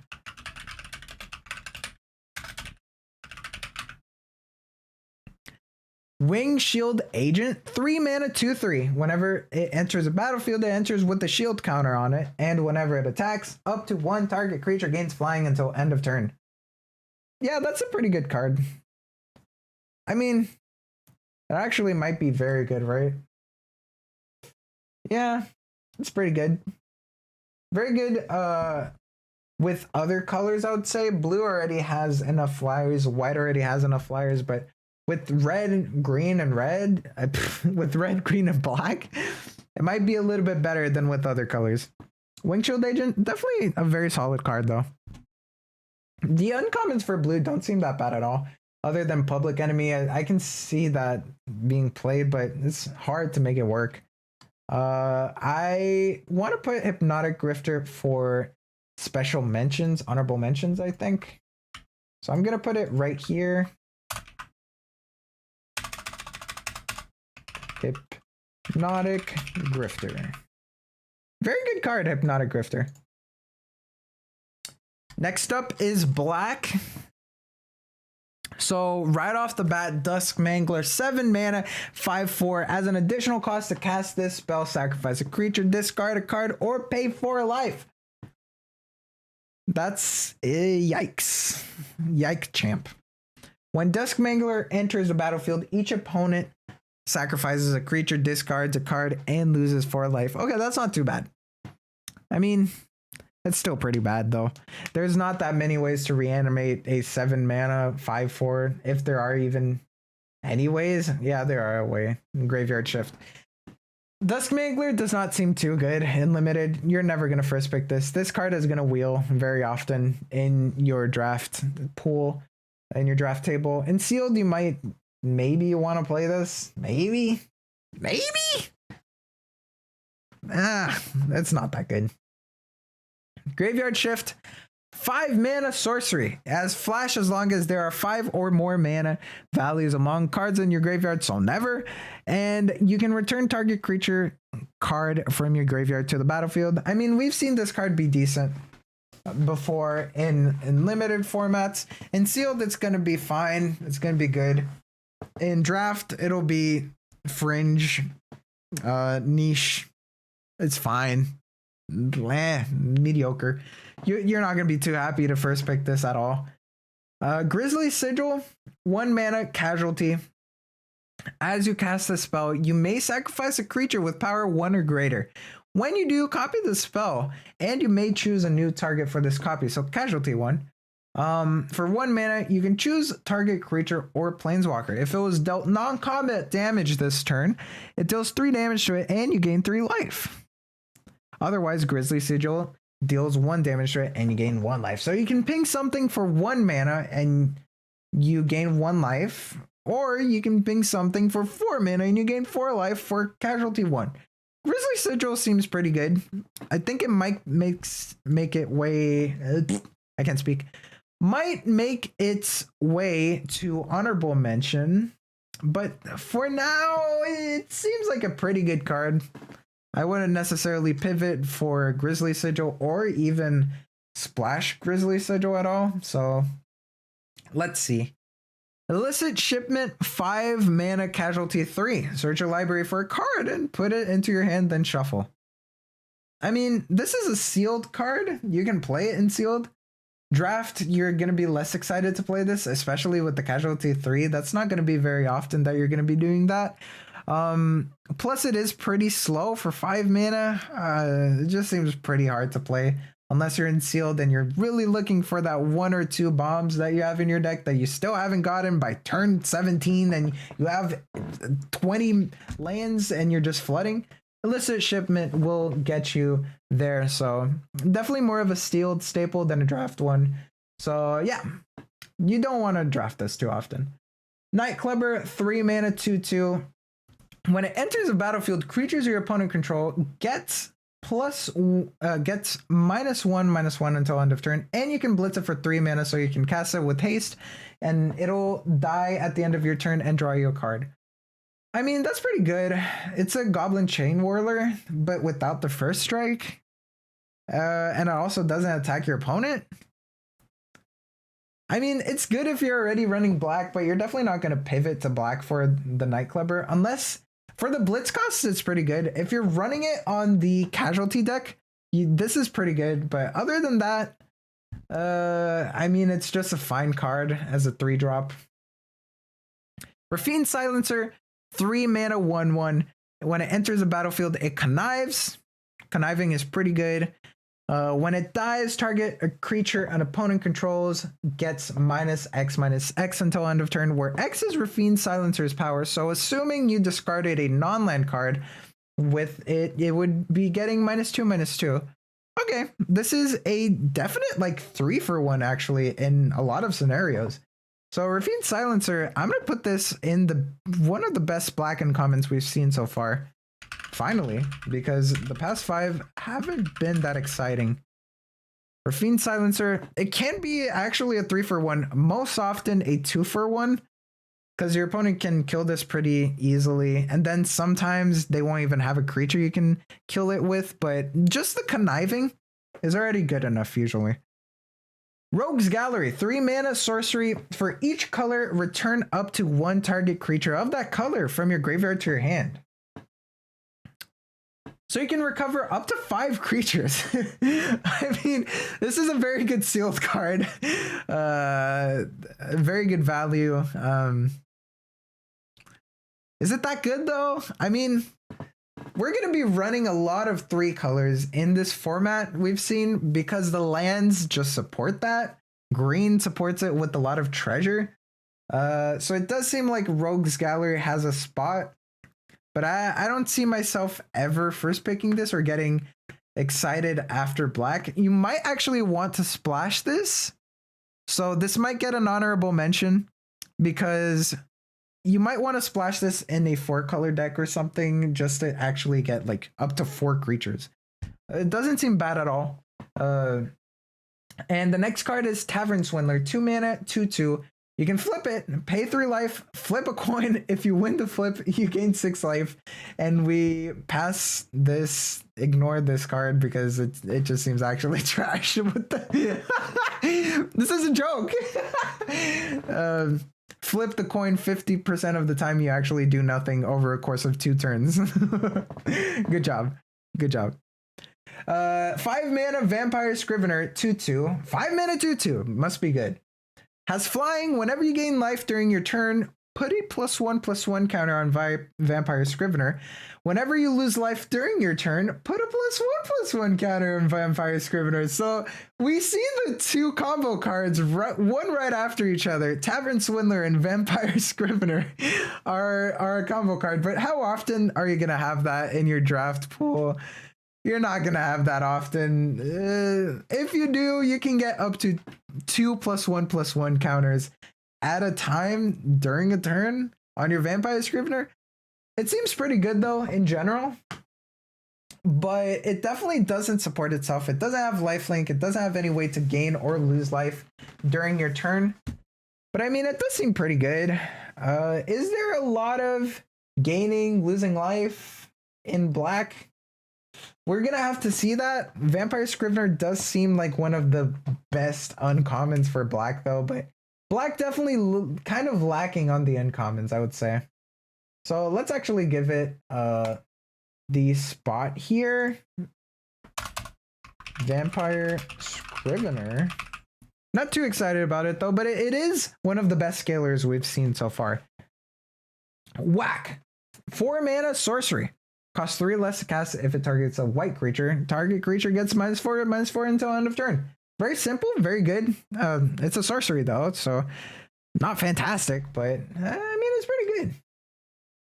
I believe I'm gonna put Whack in the second best spot here. Yeah, Whack gets second best. It's a good removal. And then honorable mention is gonna be Grisly Sigil.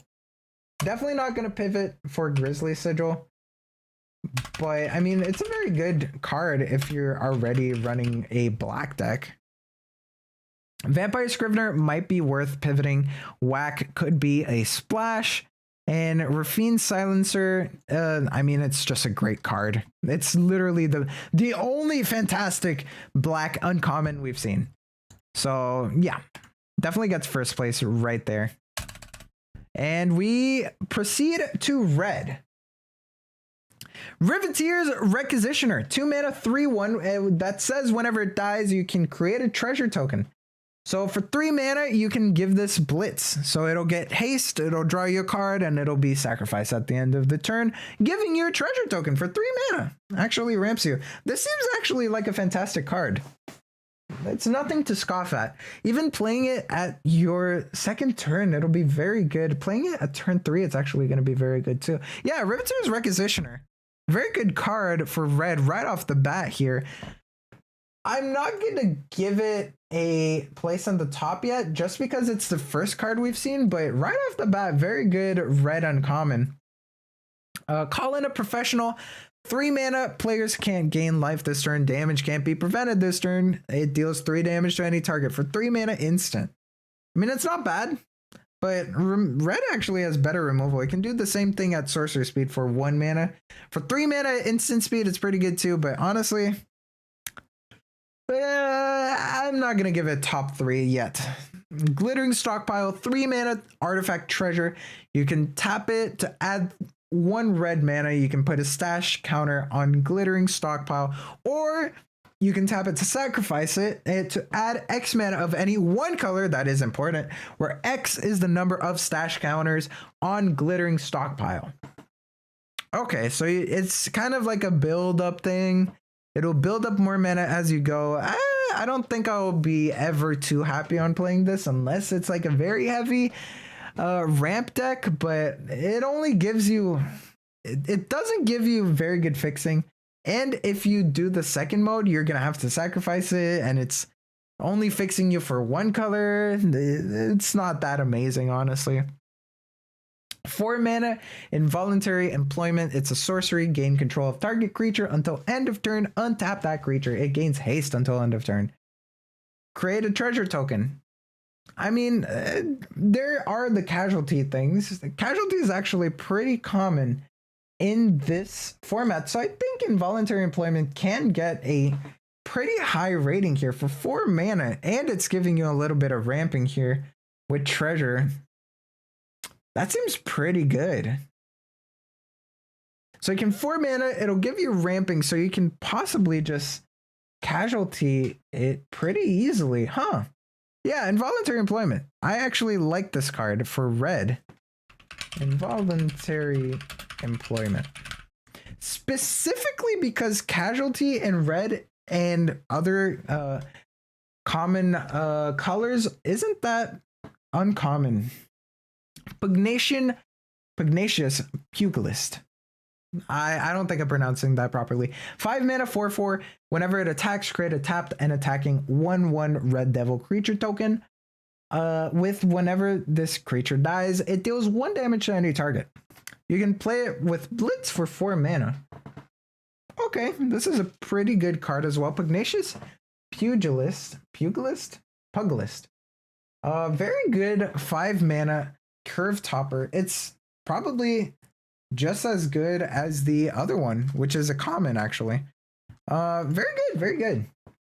Definitely want to run this if you can get it. You're not going to pivot your whole draft because of Pugnacious Pugilist or because of involuntary employment. Involuntary employment, you might actually splash for that. Pugnacious Pugilist, you might splash it, but only in a casualty deck or blitz kind of decky or something like that. Yeah. Pirate Sledge Arsonist, 3 mana 2/2, 1 mana to tap it, and it'll deal X damage to any target where X is the number of permanents you sacrifice this turn. That's interesting. That's the blitz kind of sacrifice deck. It's interesting. I don't think it's that amazing though. If you're very heavy into the sacrifice theme, you might play this, but other than that, it's not going to be that amazing. It's just kind of a combo Win Mori kind of card. Riveteer Collector, 2 mana, 3/1. Whenever it dies, create a treasure token. We've seen this. I'm going to give this actually one of the best uncommons. Riveteer Collector.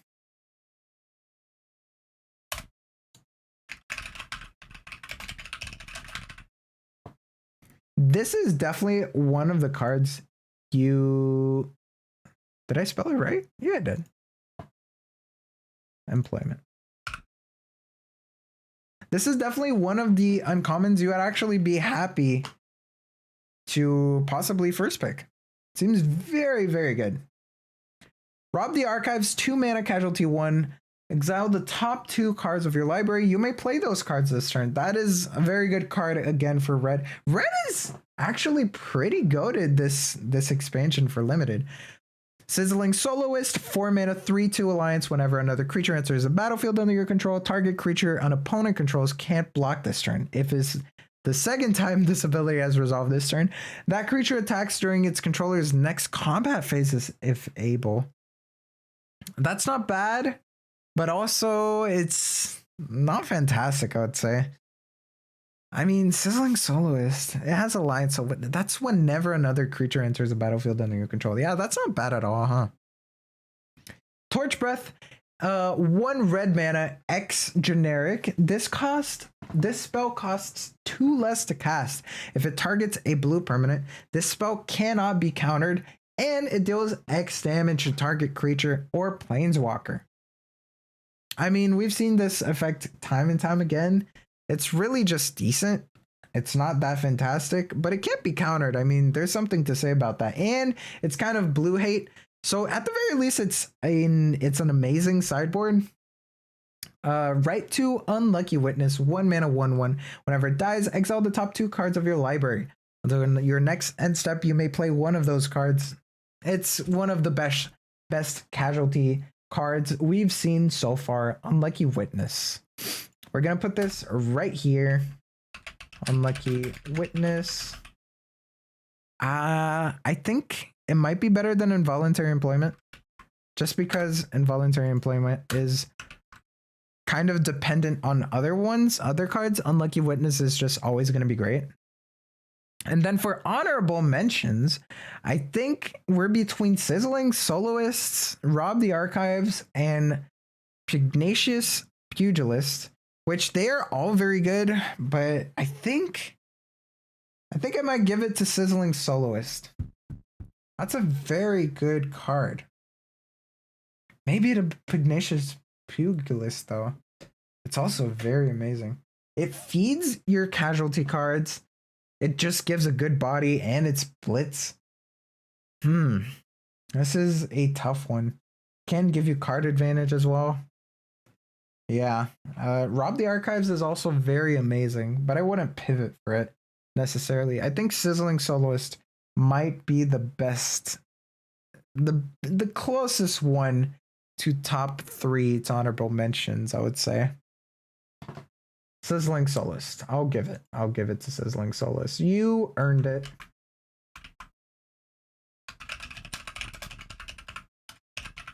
I'm gonna say Pugnacious Pugilist doesn't win it because the other 5-drop for red is already pretty good, and you don't necessarily need Pugnacious Pugilist. I mean, if you have it, you're gonna probably want to run it over the drill sergeant or whatever his name is, over the wrecking crew.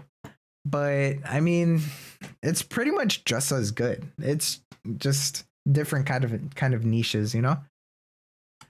Let's see. What's our next color? Green? It's our last color for the uncommons.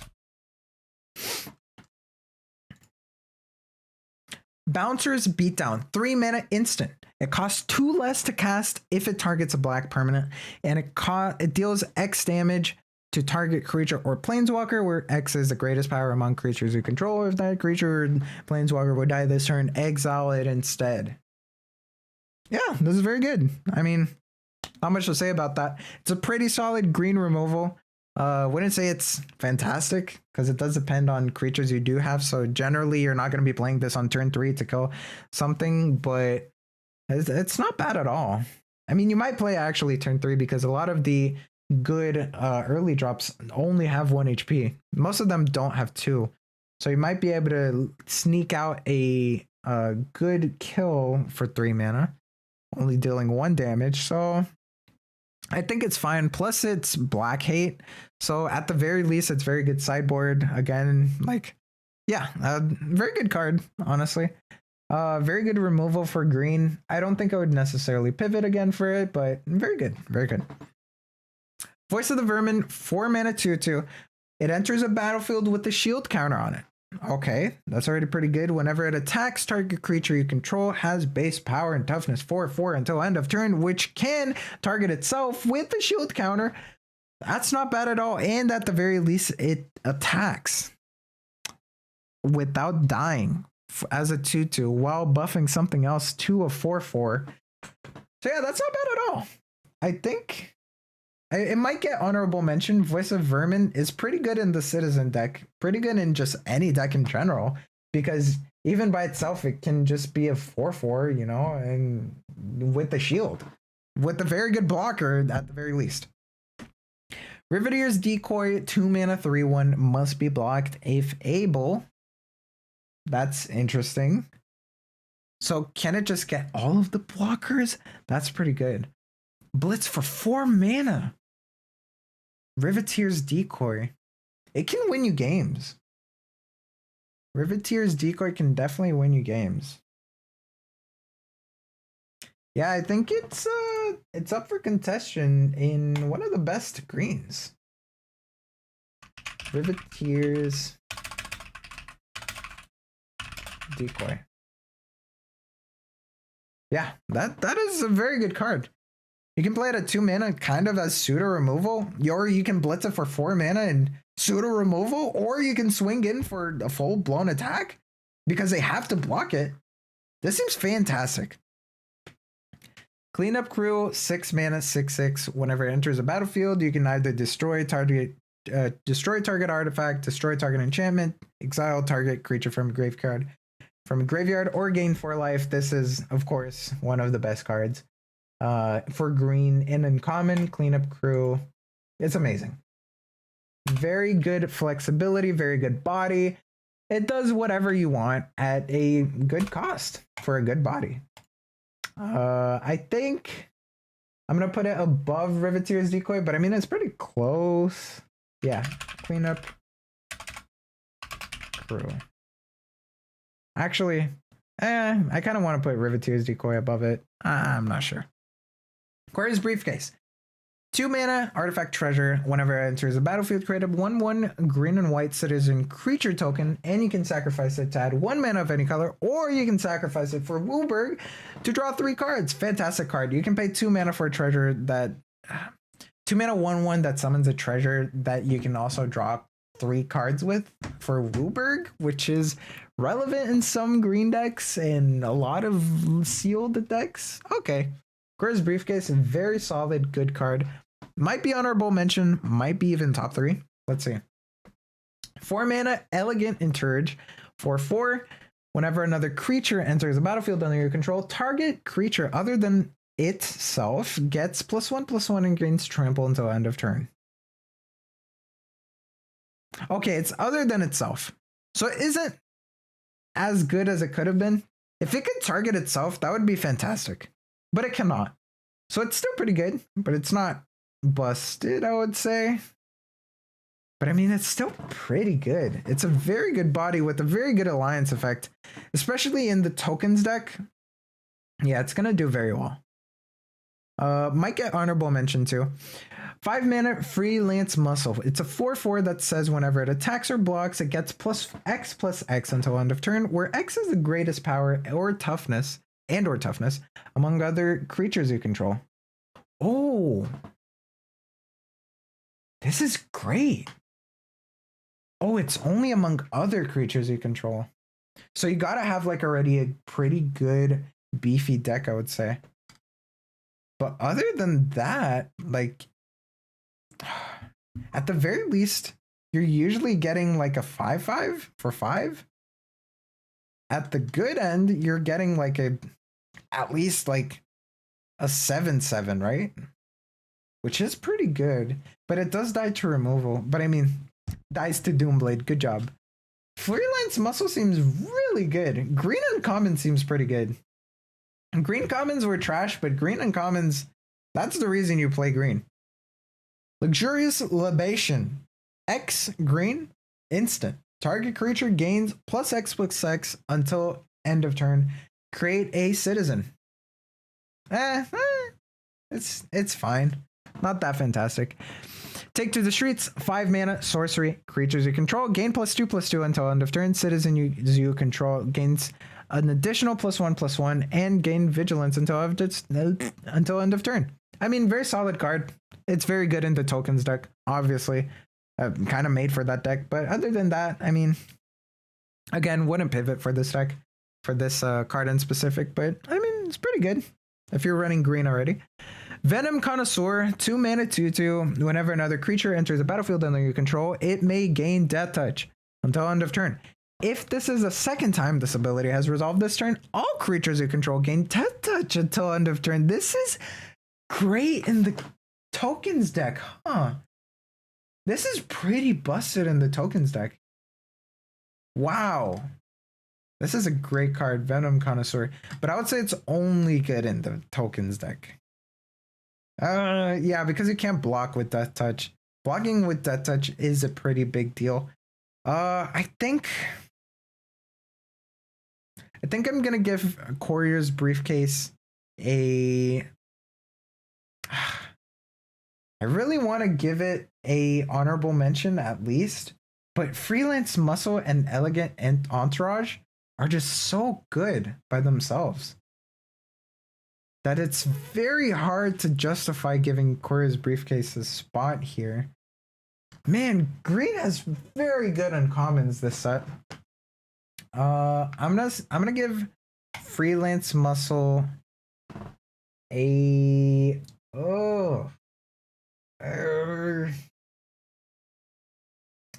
sure, I'll give it a spot here. Freelance Muscle.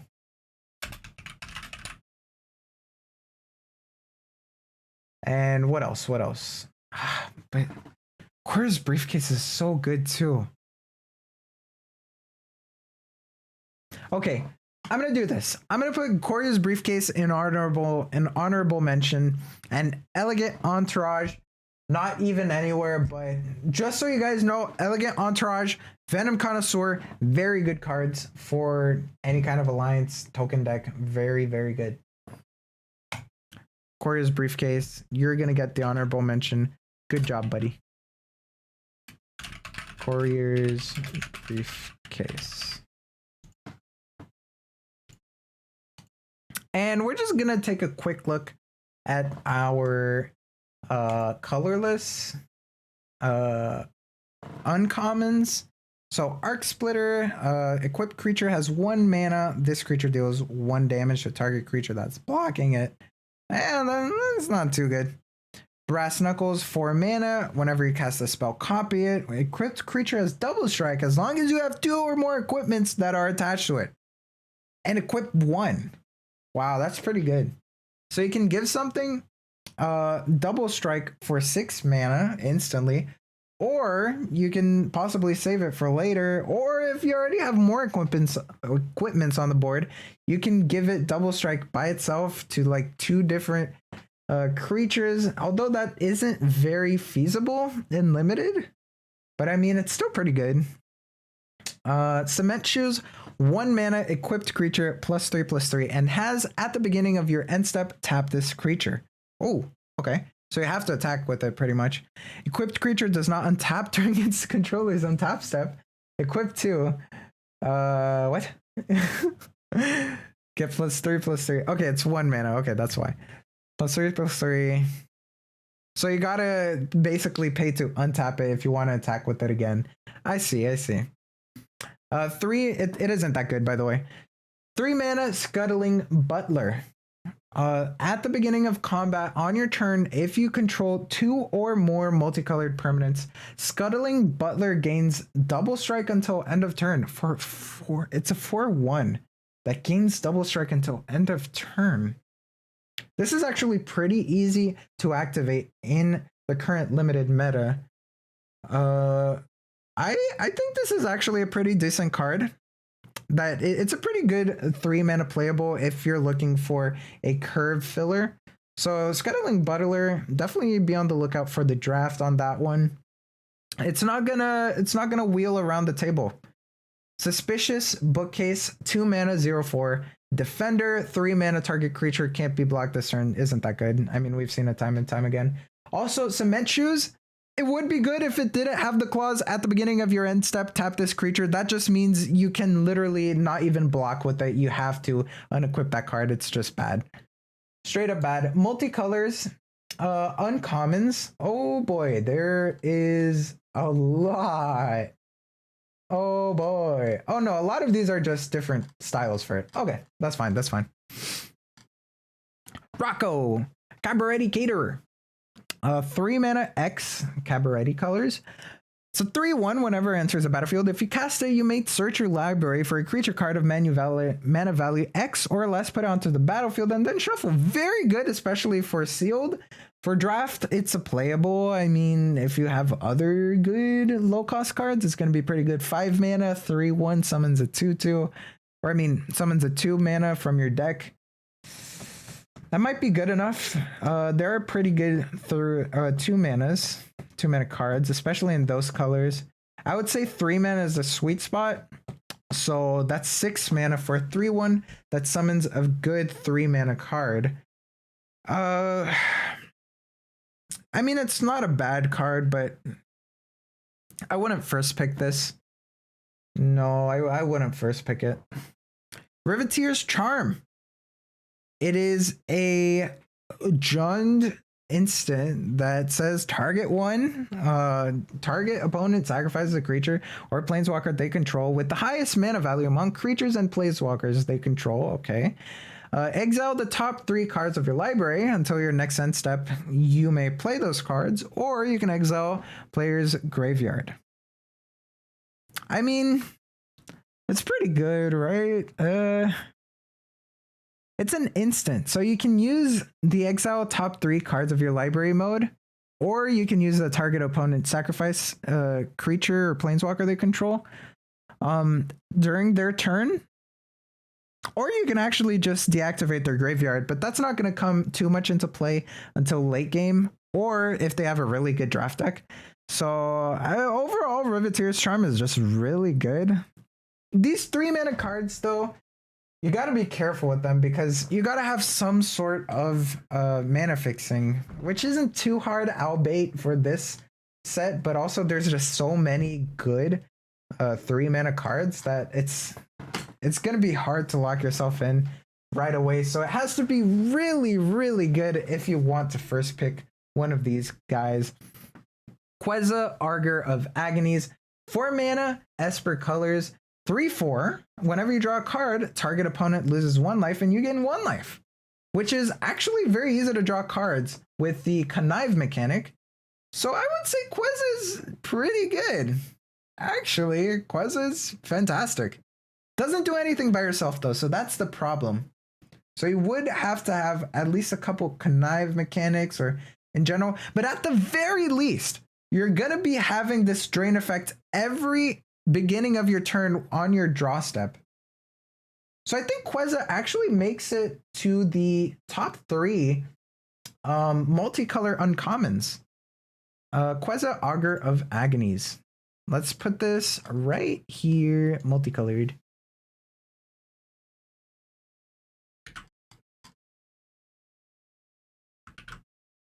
Queza, right? Yeah, Queza. I'm just gonna put Queza. Obscure Charm. It's the Esper instant.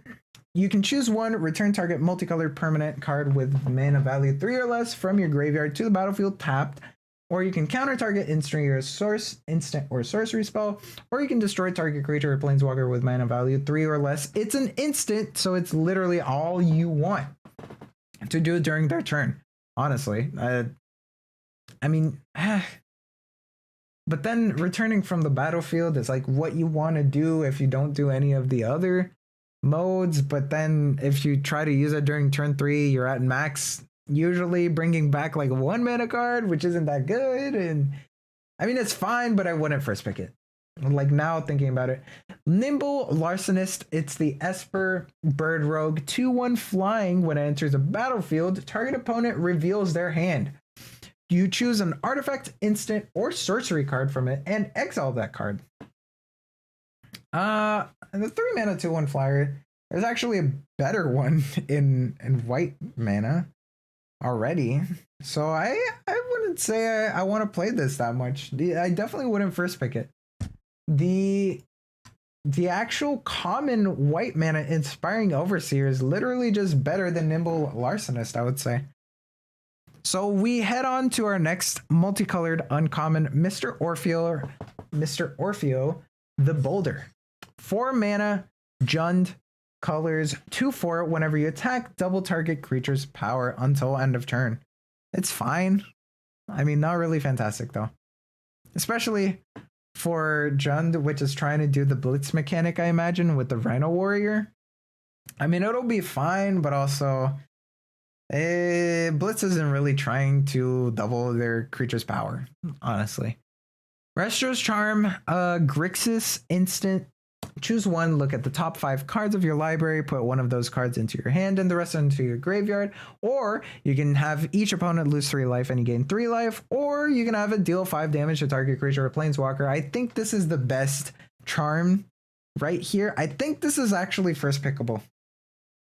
Because what we're looking for is a charm that we can use on turn 3 or turn 4 that we can use during their turn for any mode. And I think this is exactly what we want to do. And for late game, we can just drain them and win the game. So Mestro's Charm, I think I'm gonna for now actually put this in over here. Mestro's Charm. What's the full name? Augur of Agonies. Augur of Agonies.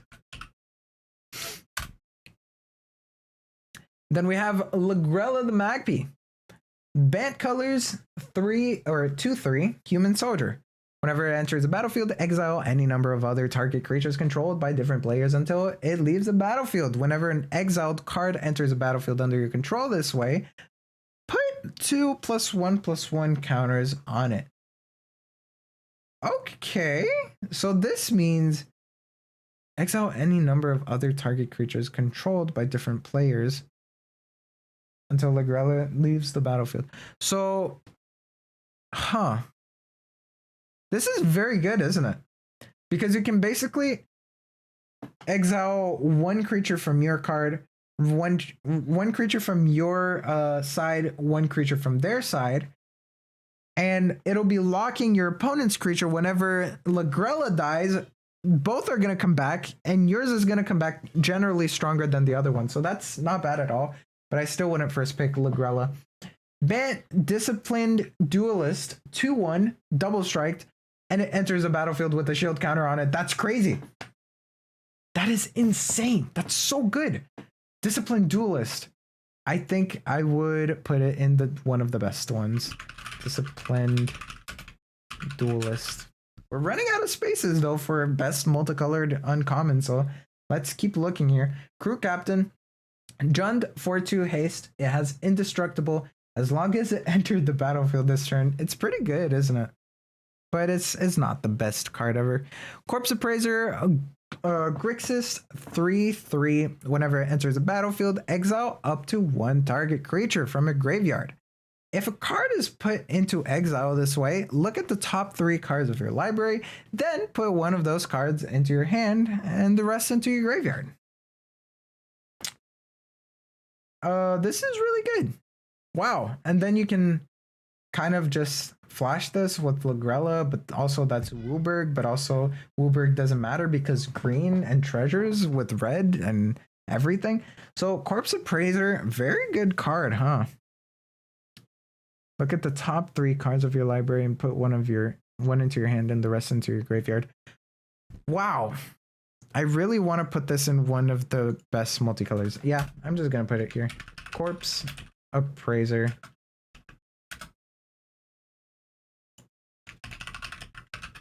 So what we're looking for with these best uncommon multicolored are the multicolored uncommons that you can first pick in your draft.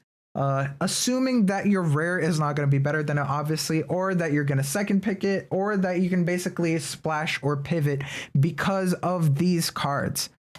They are so good that they can make or break your draft. Cormella Glamour Thief. Grixis 4 mana, 2/4. Legendary creature with haste. It also has 1 mana to tap it. Add Grixis colors. Spend this mana only to cast instant or sorcery spells. Okay, that makes sense. So you can use it 4 mana, and it's gonna have haste. If you have an additional mana, you can instantly cast a Maestro's Charm or another kind of instant from any of those colors, pretty much, during your opponent's or your turn because it has haste. And whenever it dies, you can return up to 1 target instant or sorcery card from your graveyard to your hand. This is very good. Wow.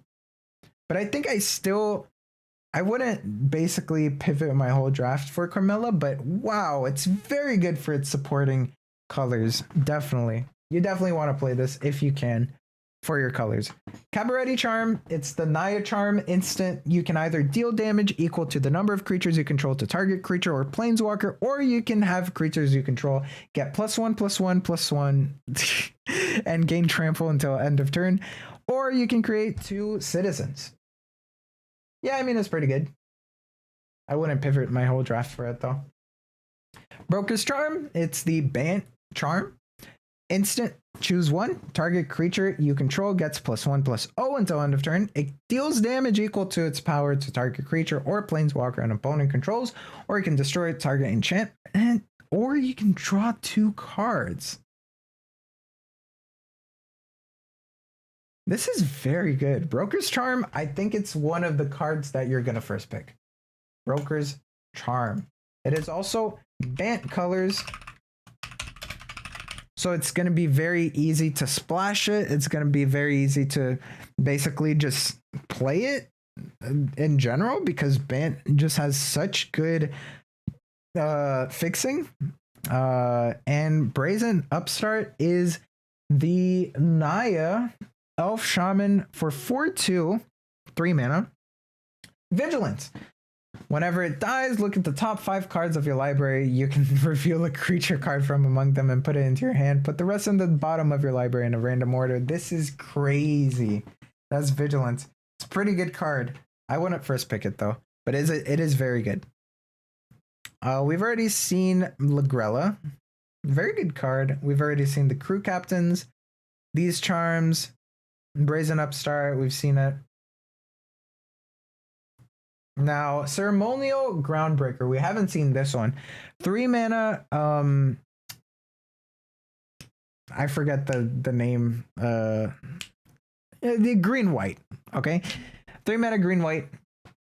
Artifact equipment. Equipped creature gets +2/+1 and it has trample, or you can equip it to a citizen for 1 or equip it normally for 3.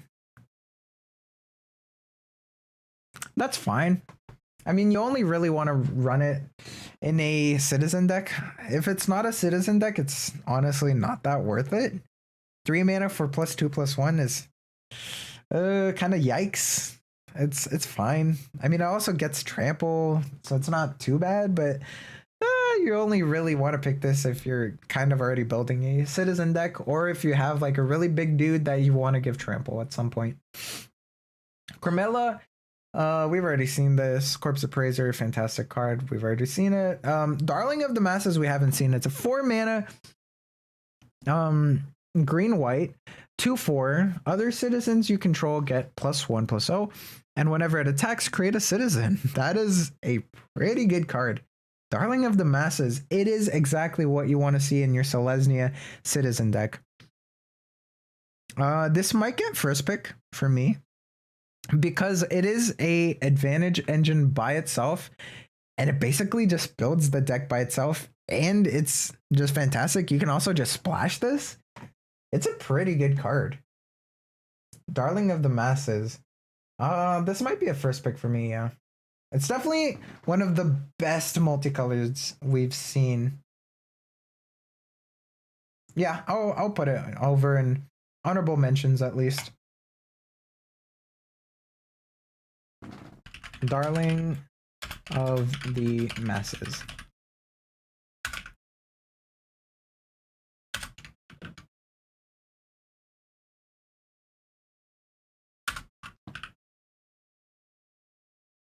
And then we have Disciplined Duelist. It's the Bant 2/1 double strike. We've already seen this, my bad.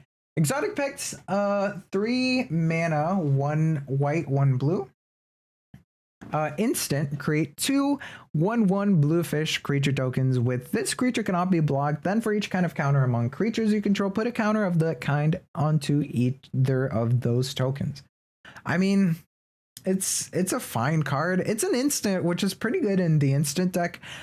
But honestly, just creating 1/1s that might get a counter, it's kind of hard unless you're in a shield deck that has maybe +1/+1 counters. Then at best, you're going to get 2 1/1s that have shield, or 2 2/2s. It's fine.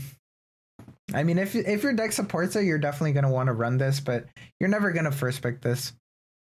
Fatal Grudge, 2 mana, Rakdos. Sorcery, as an additional at cost to cast this spell, sacrifice a non-land permanent. Okay. Each opponent chooses a permanent they control that shares a type with the sacrifice permanent and sacrifices it. Draw a card. This is fantastic. It's not exactly what you want to be first picking, or maybe it is. This is just a great card. You can literally just splits, attack, and sacrifice it, have your opponent sacrifice their creature, and then draw 2 cards. This is great. Fatal Grudge is really good. Man, Fatal Grudge is amazing. Okay. I'll put it here. Fatal Grudge. I'll put it in one of the best uncommons that you might want to first pick. Forge Boss, 4 mana, 3/4. Whenever you sacrifice 1 or more creatures, it deals 2 damage to each opponent. This ability can only trigger once each turn, which is a pretty big downfall, but also it would be broken if it could honestly deal more damage. But it's pretty good. Definitely not a first pick. Metropolis Angel, 4 mana, Azorius, 2 generic, 1 white, 1 blue. 3/1 with flying, and it says whenever you attack with one or more creatures with counters on them, draw a card. This is crazy. So you can attack with shield or with +1/+1 counters, and you're going to draw a card every single time you attack with them. Wow. Metropolis Angel is definitely a bomb. In uncommon, Metropolis Angel. That's fantastic. That's crazy good. And this is another reason why pacifism isn't that good. Because one, if you can't even sacrifice things to casualty, when you enchantment lock them with blue or white, a lot of these creatures just have really good passives. A lot of these bomb creatures. Like you look at, I don't know, Darling of the Masses. It gives other citizens +1/+0. And then you look at like anything else. It's just really good. Even if you lock it out, it just has good passives. Limbo Larcenist is a 3-mana 2/1. We've already seen this. A lot of these are just kind of repeats. Have we seen Rocco? Yeah, we've seen Rocco. Rocco is very good as well. Actually, might want to first pick Rocco, but also it's always going to be like at least a 5 mana that you're going to cast. Maybe. Usually you're going to cast it for 6 mana though. Like 6 mana is the sweet spot. Because you're always going to get something at least very good, assumedly. And it is 6 mana for a 3/1.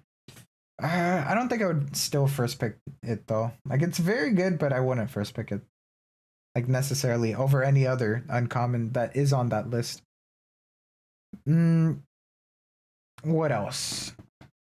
Have we seen all of the cards? Syndicate Infiltrator, 4 mana, 3/3, flying. As long as there are 5 or more mana values among cards in your graveyard, it gets +2/+2. That's pretty trash. You're not going to want that. 2 mana, Tainted Indulgence, instant. And draw 2 cards, then discard a card unless there are 5 or more mana values among cards in your graveyard. I mean, it's pretty good, but also you're not going to first pick that card. Stimulus Package, 4 mana. I want to say Grixis and Jund. It's literally not. It's not Grunge either. It's red-green. I forget the name. Stimulus Package, 2 generic, 1 red, 1 green. When it enters a battlefield, it's an enchantment, by the way. When it enters a battlefield, you create 2 treasure tokens, which is really good. And you can sacrifice a treasure at any point to create a 1/1 citizen creature token. That's very good. But you're not first picking that. Security Rocks is a 4 mana. With red-green colors, and it's a Rhino Warrior 5/4, 4 mana. You may pay red-green rather than pay this spell's mana cost. Spend only mana produced by treasures to cast it this way. Okay. Yeah, you're not going to first pick this at all. But it's a decent card because it's a very good body. And I'm pretty sure that's about it for the uncommon multicoloreds. Oh, let me just go through these. These are the showcase. Yeah. Very good stuff. Seems fine. We could try to get some traps here. Let's look at these rares. Honestly, there's like so many rares. You guys don't really need a guide for rares, right? Like if it's a good one, you just get it. If it's a bad one, you get something better. Like Jaxus, you're just gonna win if you get Jaxus. I don't know. Corpse Explosion, very good. Let's see a couple of maybe uncommon traps. Let's look at these. White Swooping Protector is pretty good.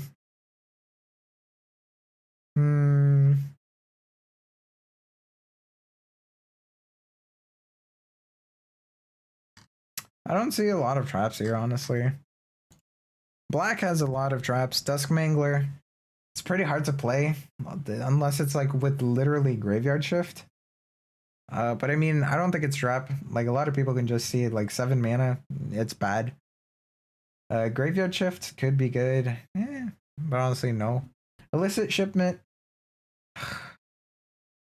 How is this a trap though? Like I don't think these are traps. Because a lot of people can just see these are bad, right? I think.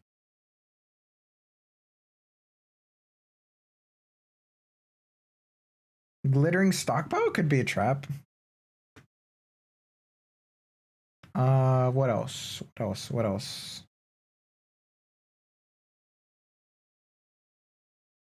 I'm pretty sure nothing else though. Like, glittering stockpile is a trap, but it's not even that bad in the first place. No, actually, it is pretty bad. And I can see a lot of people just getting it as a mana rock because it's uncommon, but it's just not that good, especially in red. Yeah. I mean, I could try to put that as a trap. Let's see what else. A arc spitter? Cement shoes. Cement shoes is just horrible. Sheesh. There are no uncommon lands. Okay. I might put Skycryer as a trap. I don't know. Most people can just see it though. Broker's Initiate, actually. Yeah, I'll put that down. Broker's Initiate. I've already explained why, so I'm not gonna go over it again. What else?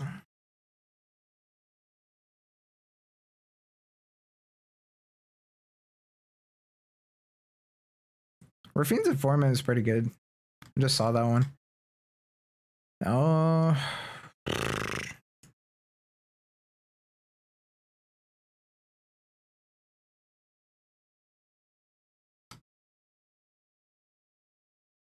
I don't think there's much else. Incriminate. Yeah, actually Incriminate. Incriminate is pretty bad.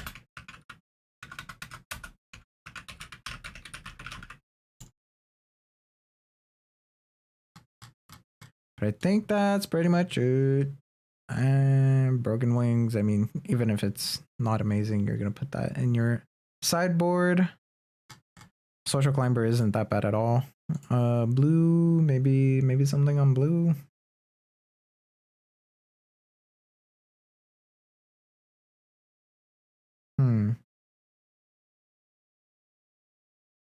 I think actually we could put the Hold for Ransom as a trap.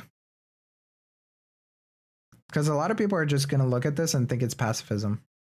And it's so much worse than pacifism. Especially on this limited. Yeah, I'll put Hold for Ransom. I'll put it actually in first place.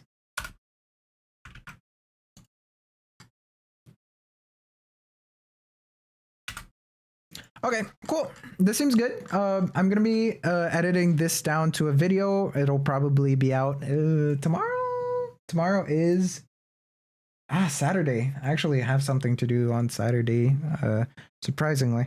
But I'll try to edit it down by Saturday. It'll probably be out on Sunday or Monday. Hopefully not Monday. That's pretty late. But yeah, that's pretty much it. Hope you guys have a great day and fantastic drafting and limited experience for you guys. I don't know. Hopefully this helped you guys, and have a good day.